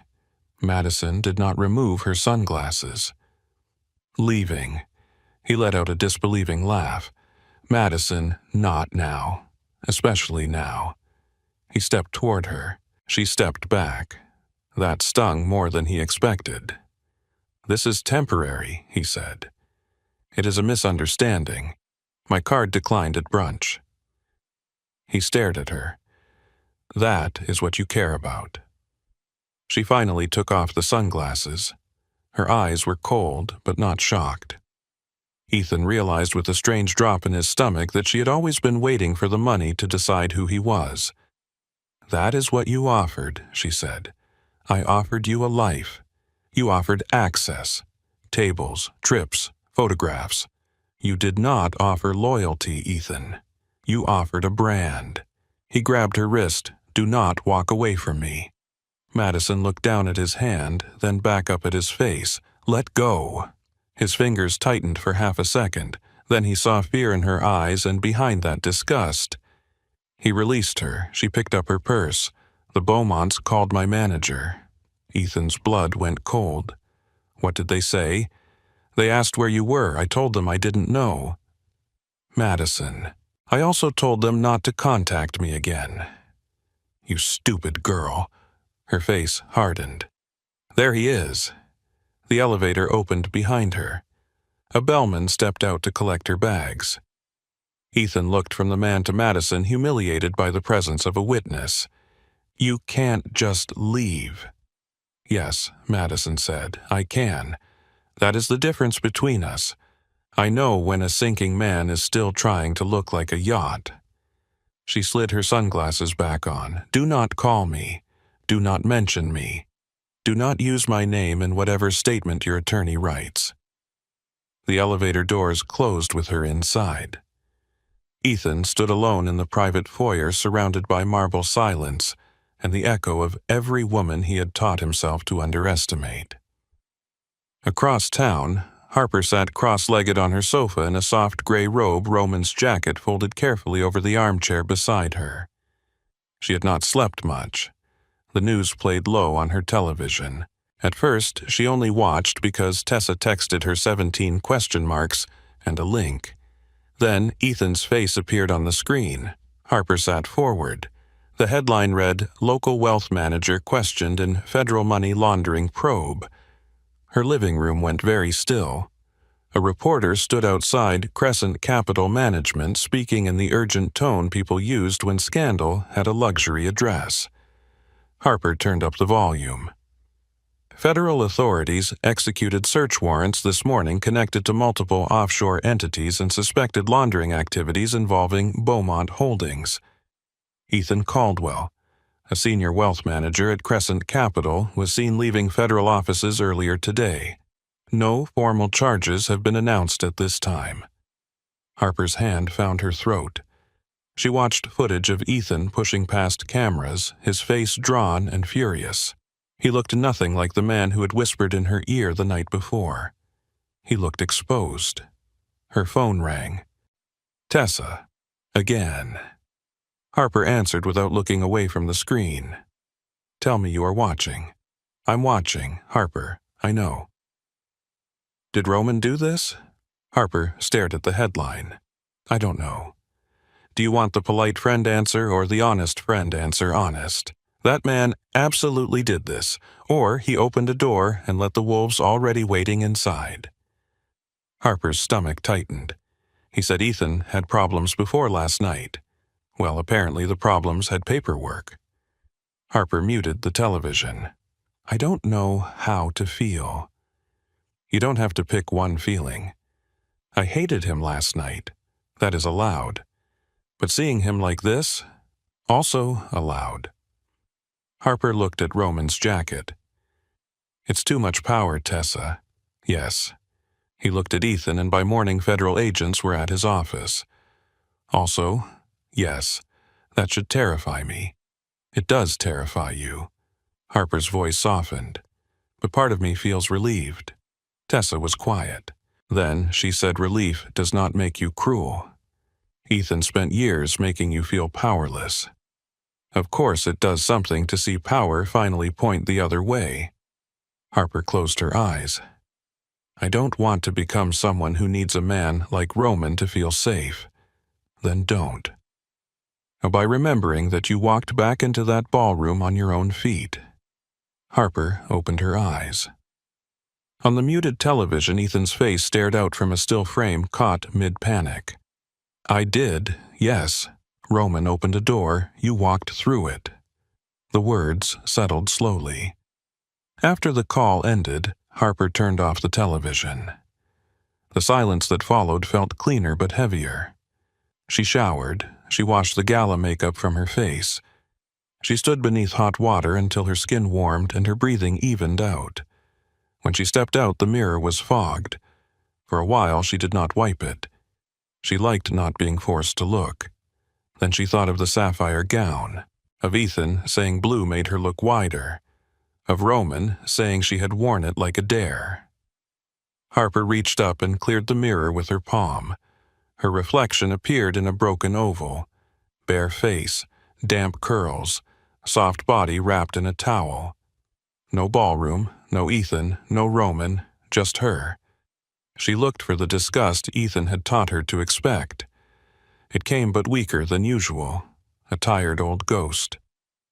Harper touched the curve of her stomach.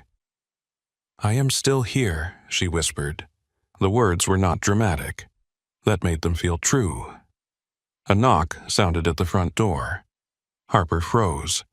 No one came to her apartment unannounced, except Tessa, and Tessa always texted first. She walked quietly to the door and looked through the peephole. No one. Her pulse quickened. She opened the door an inch chain still latched. The hallway was empty.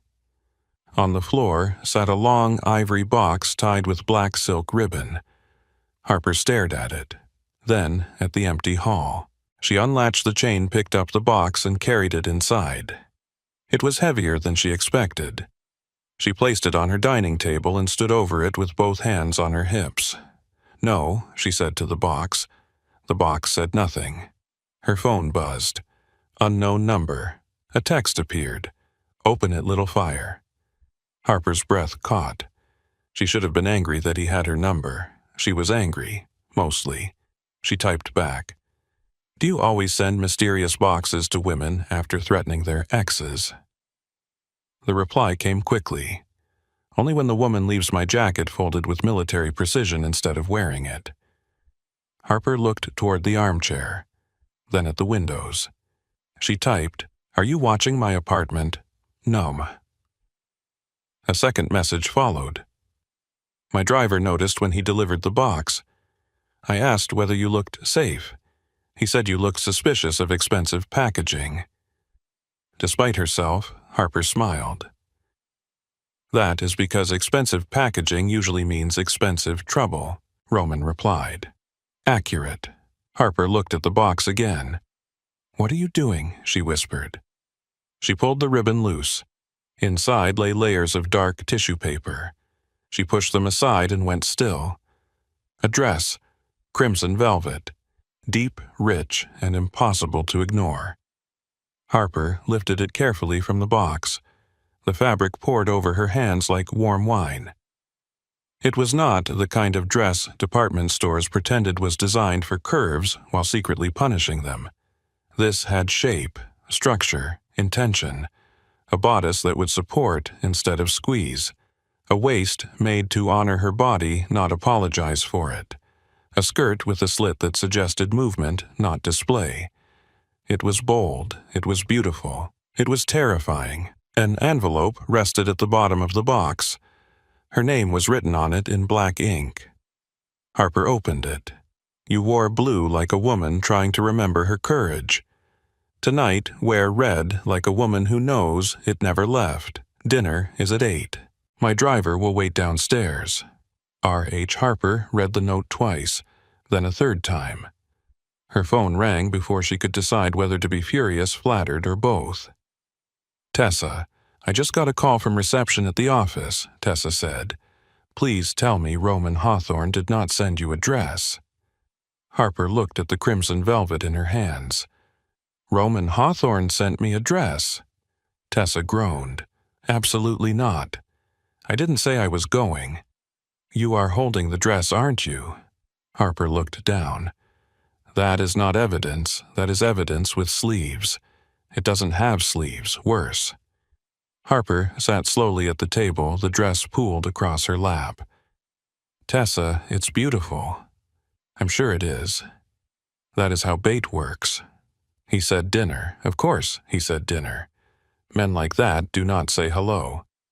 "I may be a criminal empire with cheekbones. Please join me for a morally complex evening."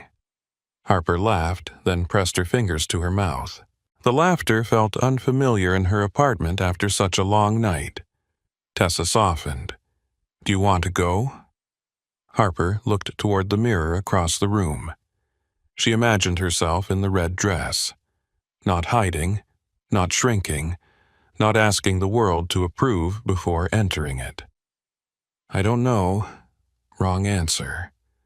Harper sighed. "Yes." Tessa was quiet for 2 seconds. "Then we talk safety." Harper smiled faintly. "Always practical, always alive. Send me the address. Share your location.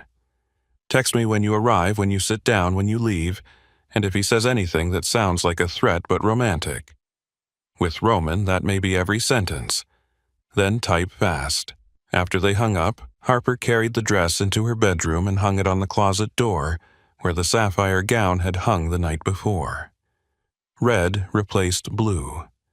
Not softer, not safer, but somehow clearer. Harper stood before it for a long time. She thought of Ethan's face on the news. Madison leaving. Federal agents carrying boxes. Roman's dark eyes outside the hotel. Tessa's voice telling her she had walked on her own feet. Then she touched the velvet. For years, Ethan had made attention feel like danger. Roman made danger feel like attention. Harper was not foolish enough to confuse that with safety, but she was tired of living as if safety meant never being seen. At 7:45 that evening, she stepped out of her building wearing the crimson dress. The driver, waiting by the black car, lowered his gaze respectfully as if she were someone important before anyone told him so. Harper paused at the curb, feeling the warm night gather around her. For the first time all day, she did not think of Ethan first. She thought of herself. Then she stepped into the car. The door closed with a soft, heavy sound, and for a moment, Harper sat in the hush of black leather and tinted glass, listening to her own heartbeat. The driver pulled away from the curb without asking for an address. New Orleans moved around her in ribbons of gold and shadow. Restaurants glowed under striped awnings. Couples hurried through the humid evening. Music drifted from open doors, brass and piano, and voices made smoky by whiskey and want. Harper looked down at the crimson velvet spread over her lap.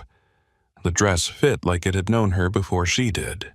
It did not pinch her waist into someone else's idea of acceptable. It did not flatten her chest, or hide her hips, or beg forgiveness for her softness. It held her, honored her, turned the body Ethan had mocked into something impossible to ignore. That made her feel powerful, that made her feel afraid. Her phone buzzed. "Tessa, location is on. Text me when you arrive. Also, if he owns a dungeon, leave." Harper almost laughed. No dungeon yet.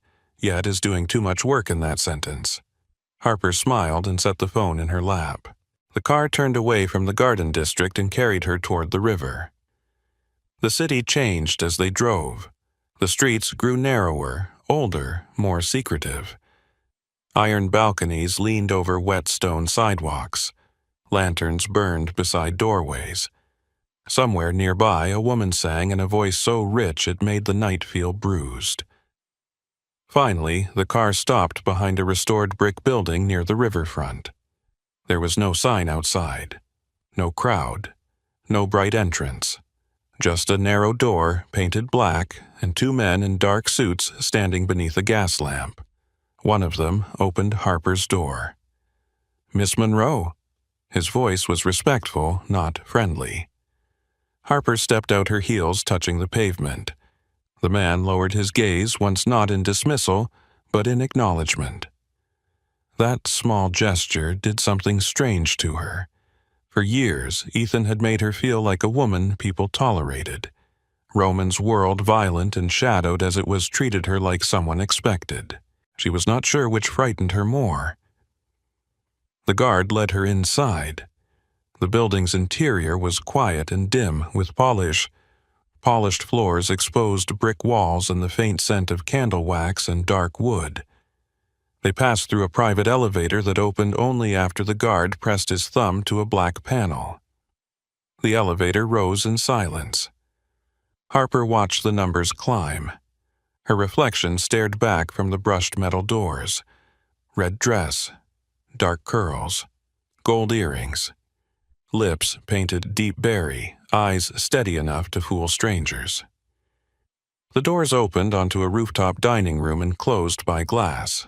New Orleans stretched beneath her. The Mississippi River moved like black silk under the moon. The city lights shimmered in the distance. Far below, music and traffic and life continued, softened by height into something almost tender. A table for two waited near the glass wall. White linen, tall candles, silverware polished bright enough to catch firelight. Roman Hawthorne stood beside the table. He wore black again, but without the jacket this time. His shirt was open at the throat sleeves, buttoned at the wrist, signet ring gleaming on his right hand. He looked less like a guest and more like the reason the room existed. When he saw her, he went still. Not dramatically, not like a man performing desire. Still in the way a predator freezes when the world offers something worth patience. Harper stepped out of the elevator. Roman did not speak at first. His gaze moved over her once slowly, but not with Ethan's cold measurement. Roman looked at her as though every curve had been placed there with intention, and he had no intention of insulting the artist by pretending not to notice. Harper's skin warmed. "You sent the dress," she said. "I did. You knew it would fit. I had help. Should I ask from whom? No." She studied him. "That answer should make me angrier. It still can." She took another step toward him. "Do you always arrange things without asking?" Roman's eyes remained on hers. "Often." "Roman?" His expression shifted at her tone. "I will learn when not to." The answer was so plain that it stole the sharp edge from her next breath. He pulled out her chair. Harper paused, then sat. Roman waited until she was settled before taking the seat across from her. Not beside her. Across. Close enough to be intimate, far enough to give her room. A waiter appeared without a sound and filled their glasses with water, then wine. Harper noticed that Roman did not touch his glass until she touched hers. control, she thought. Every gesture, every pause, every silence. This man lived by control. The question was whether he could let anyone else have it. For several minutes, dinner unfolded with a quiet elegance that seemed almost unreal after the chaos of the last 24 hours. The first course was oysters on crushed ice with lemon and pepper. Then warm bread with whipped butter and sea salt. Then rich pasta with shrimp herbs and a sauce that tasted like cream fire in the Gulf. Roman asked questions, not easy ones, not the sort of questions men asked when they were waiting for their turn to talk. He asked why she chose public relations. Harper took a sip of wine and looked out at the river. Because people believe the first story they hear. Roman waited. She continued. I wanted to learn how stories are shaped, how damage is contained, how people survive the worst things said about them. Is that what you do for clients sometimes? And for yourself? Harper smiled faintly, poorly. Roman's mouth curved, but his eyes stayed serious. You seemed skilled last night. At what standing while wounded? Her fingers tightened around the stem of her glass. That is not a skill I wanted. No, the useful ones rarely are. She looked back at him. You speak like a man who has collected wounds and named them assets. He leaned back slightly, studying her. Maybe I have. Does it work? No. His honesty landed softly. Harper looked down at her plate. She wanted to ask Gosh about his mother again, about the woman with red lipstick and pearls who had filled rooms before entering them. But something in Roman's face told her grief was a locked door, and tonight he had already opened more than he liked. So she asked something else. Did you ruin Ethan? Roman did not pretend to misunderstand. I exposed him. That is not the same as no. No, he said, it is not. Harper set her fork down. He looked destroyed on the news. He built his life on stolen money and borrowed importance. Destruction was already inside the walls. And you pushed, I opened a window. The answer was calm. Too calm. Harper looked at him for a long moment. Do you understand how terrifying that sounds? Yes. Do you care? Roman's eyes stayed on hers. About terrifying him, no. About terrifying me. The room went quiet. Below them the river moved in darkness. Roman folded his hands on the table. Yes. Harper believed him. She did not know why. Maybe because he did not soften his face to sell the answer. Maybe because men who lied to women usually rushed toward comfort, and Roman did not rush toward anything. You told me last night I should be scared of you, she said. You should. That is not usually how men try to win women over. I am not usually trying. The words slipped into the candlelight between them. Harper felt them. She tried not to.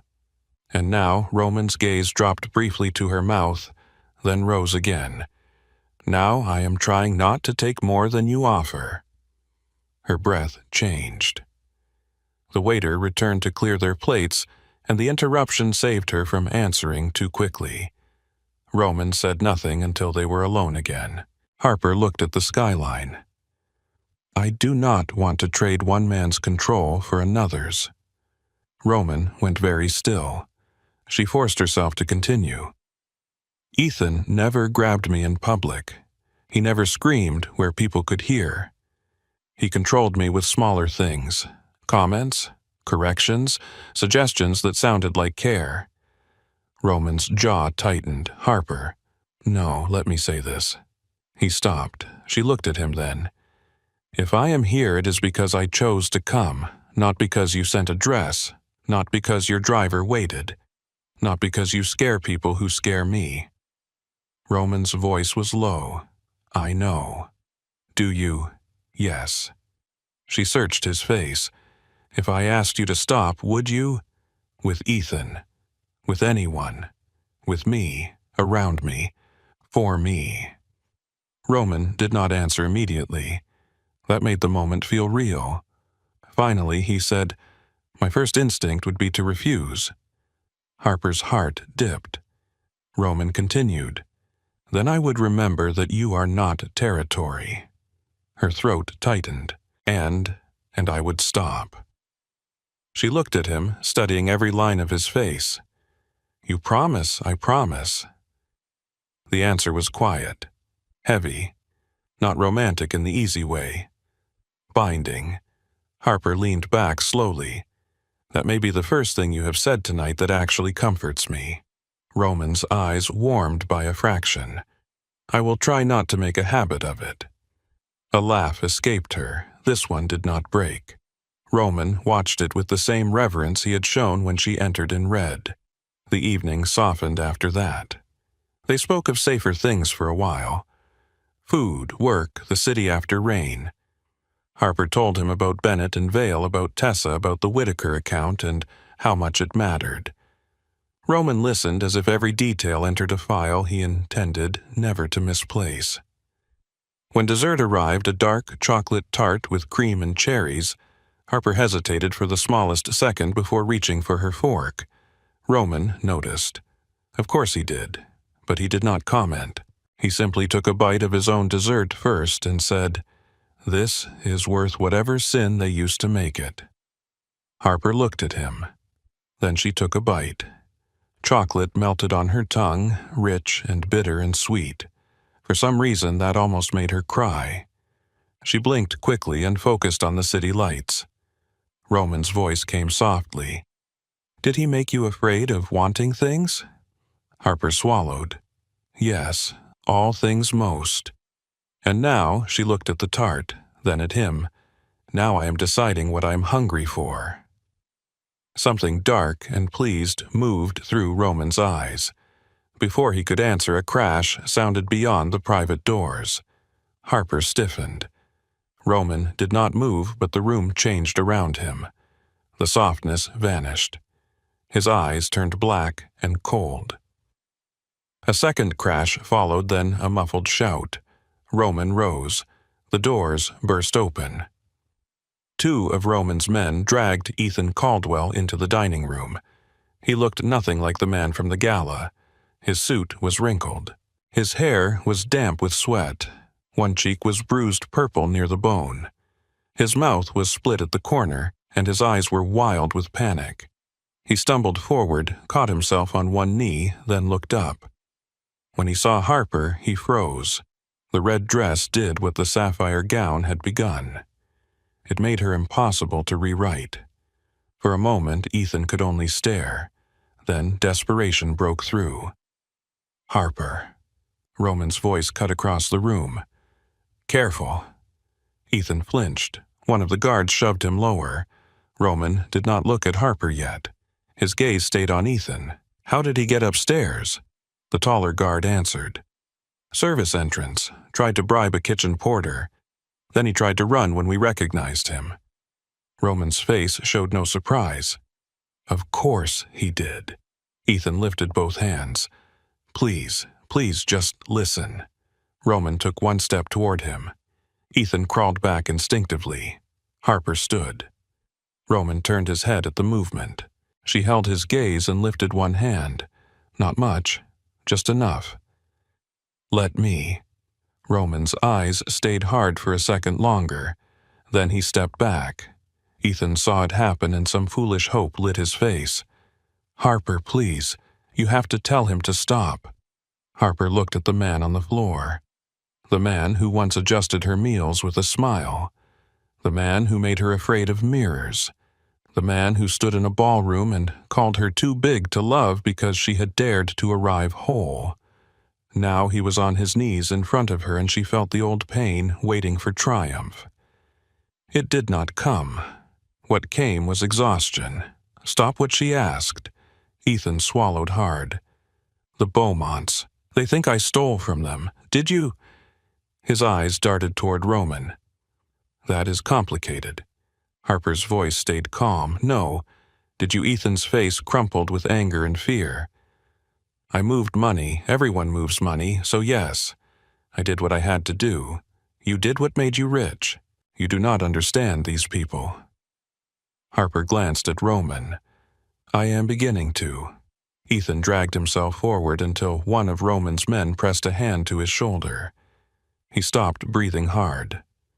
They are outside my building. They followed me. They called my mother Harper.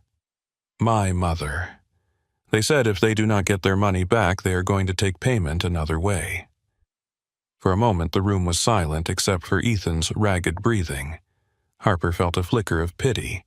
Not love. Not guilt. Pity. It surprised her how small it was.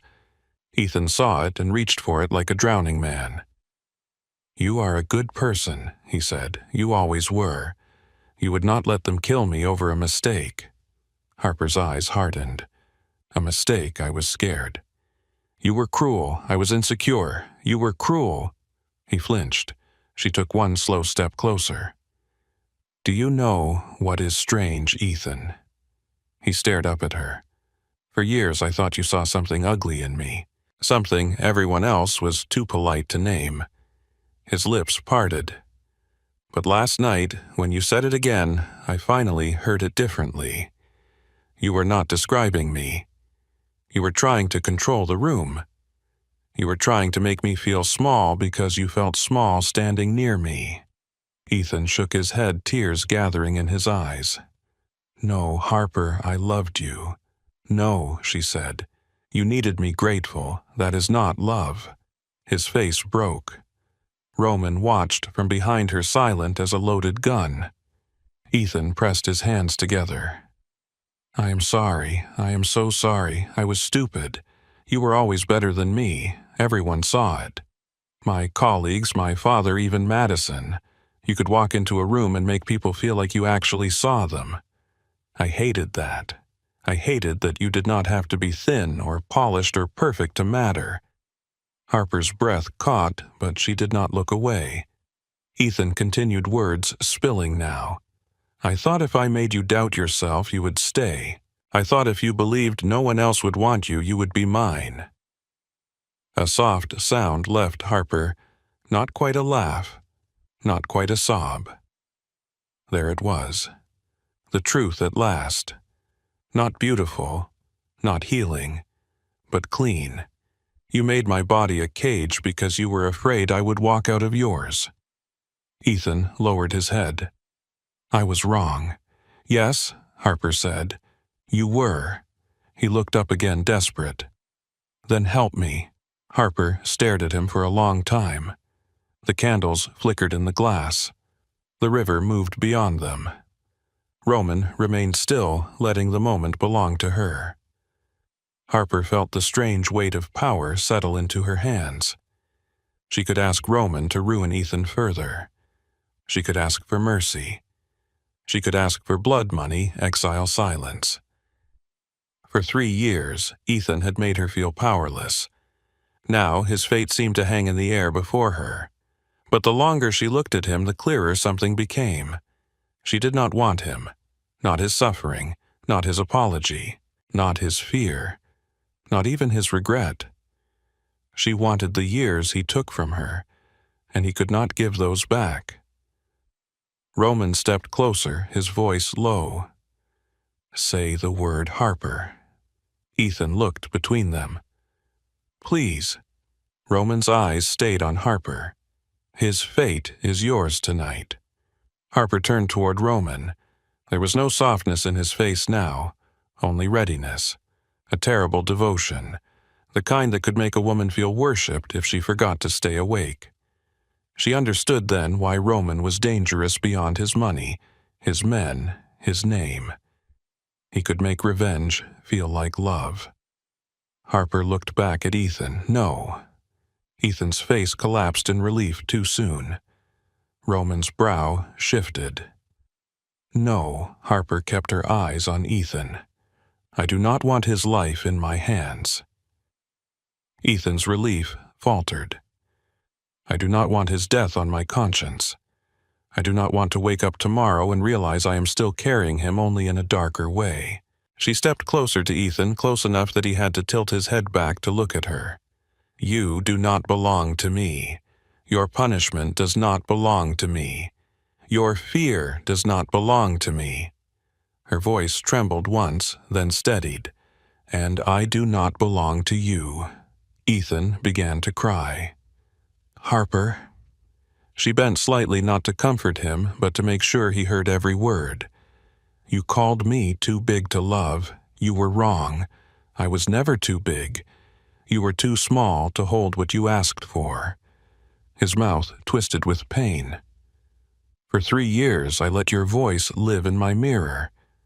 I let you turn meals into math and dresses into warnings. I let you make my softness feel like failure. But you do not get my body anymore. You do not get my shame. You do not get the soft version of my name." She straightened. "You get nothing else from me." The room held still. Roman looked at her as if something inside him had knelt. Harper turned to him. "Let the law take him. Let the Beaumonts chase their own dead outside your walls. But not here. Not because of me." Roman studied her for a long moment. Then he nodded once. "As you wish." The words were quiet, but every man in the room moved as if they had been shouted. Roman turned to his guards. "Take him to federal custody. Make sure the Beaumont brothers know he left my roof alive and empty-handed." Ethan sagged. "Thank you. Harper, thank you." Harper's face did not soften. "Do not thank me. I did not save you. I released myself." The guards pulled him to his feet. As they dragged him toward the doors, Ethan looked back once. Harper did not look away. The doors closed behind him. The silence that followed was enormous. Harper felt it rush into the space Ethan had occupied. Her knees weakened suddenly, and she gripped the back of the nearest chair. Roman was there in an instant, but he stopped before touching her. "May I?" The question nearly undid her.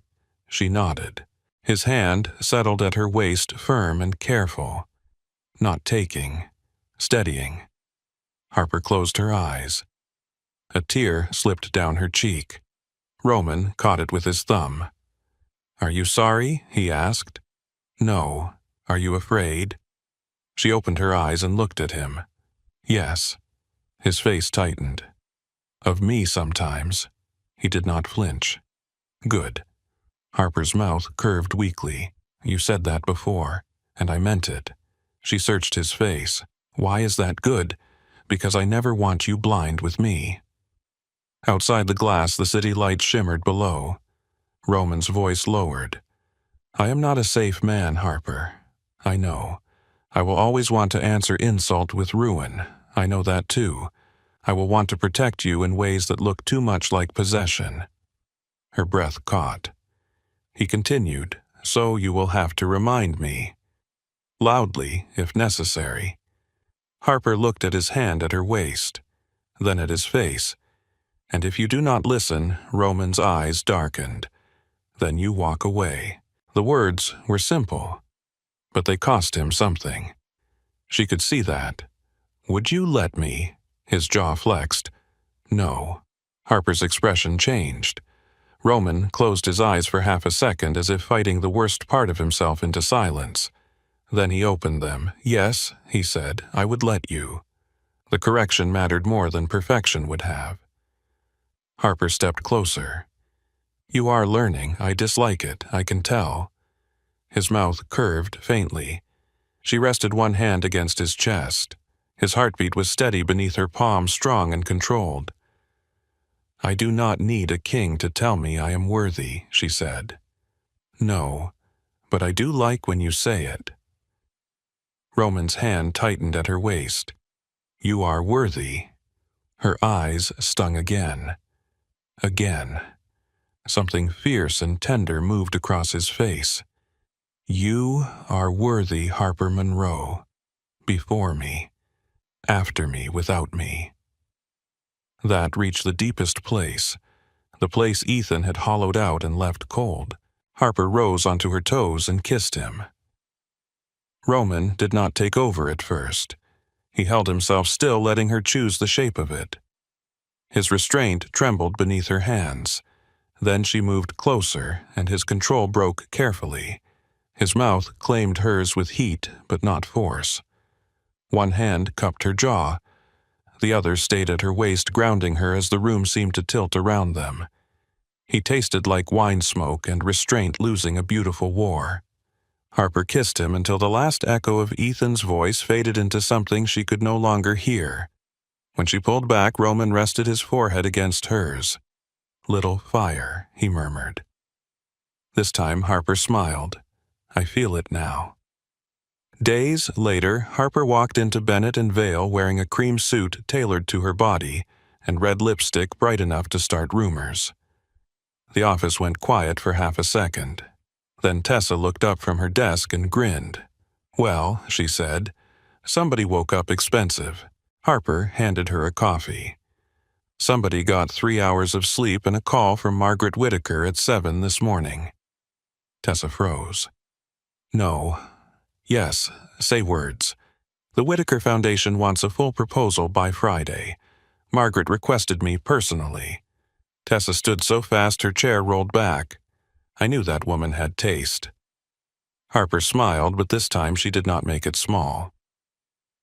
In the conference room, the partners listened while Harper laid out the strategy. Reputation repair, community investment, transparent messaging, real accountability before polished statements. She spoke clearly, without rushing, without apologizing, without checking every face for permission to continue. When one senior partner interrupted her twice, Harper waited, let him finish, then said I was not done. The room went still. Tessa nearly choked on her coffee. The partner blinked. Harper continued. By noon, the proposal was hers. By evening, she stood outside the office building as the sky turned violet over New Orleans. Her phone buzzed. Roman. Dinner. Harper looked at the message for a long moment. Then she typed back. Ask properly. 3 dots appeared. May I take you to dinner tonight, Harper? She smiled. Better. His reply came quickly. I am teachable under extreme conditions. Harper laughed out loud on the sidewalk. A black car waited at the curb, but Roman was not inside it. He stood beside the rear door jacket, buttoned dark eyes on her, looking entirely out of place among office workers and evening traffic, and entirely certain he belonged wherever she decided to stand.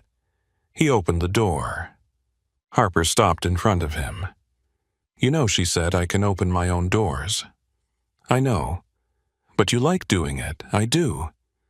She studied him, then stepped closer and kissed his cheek. Then you may. Roman's eyes warmed.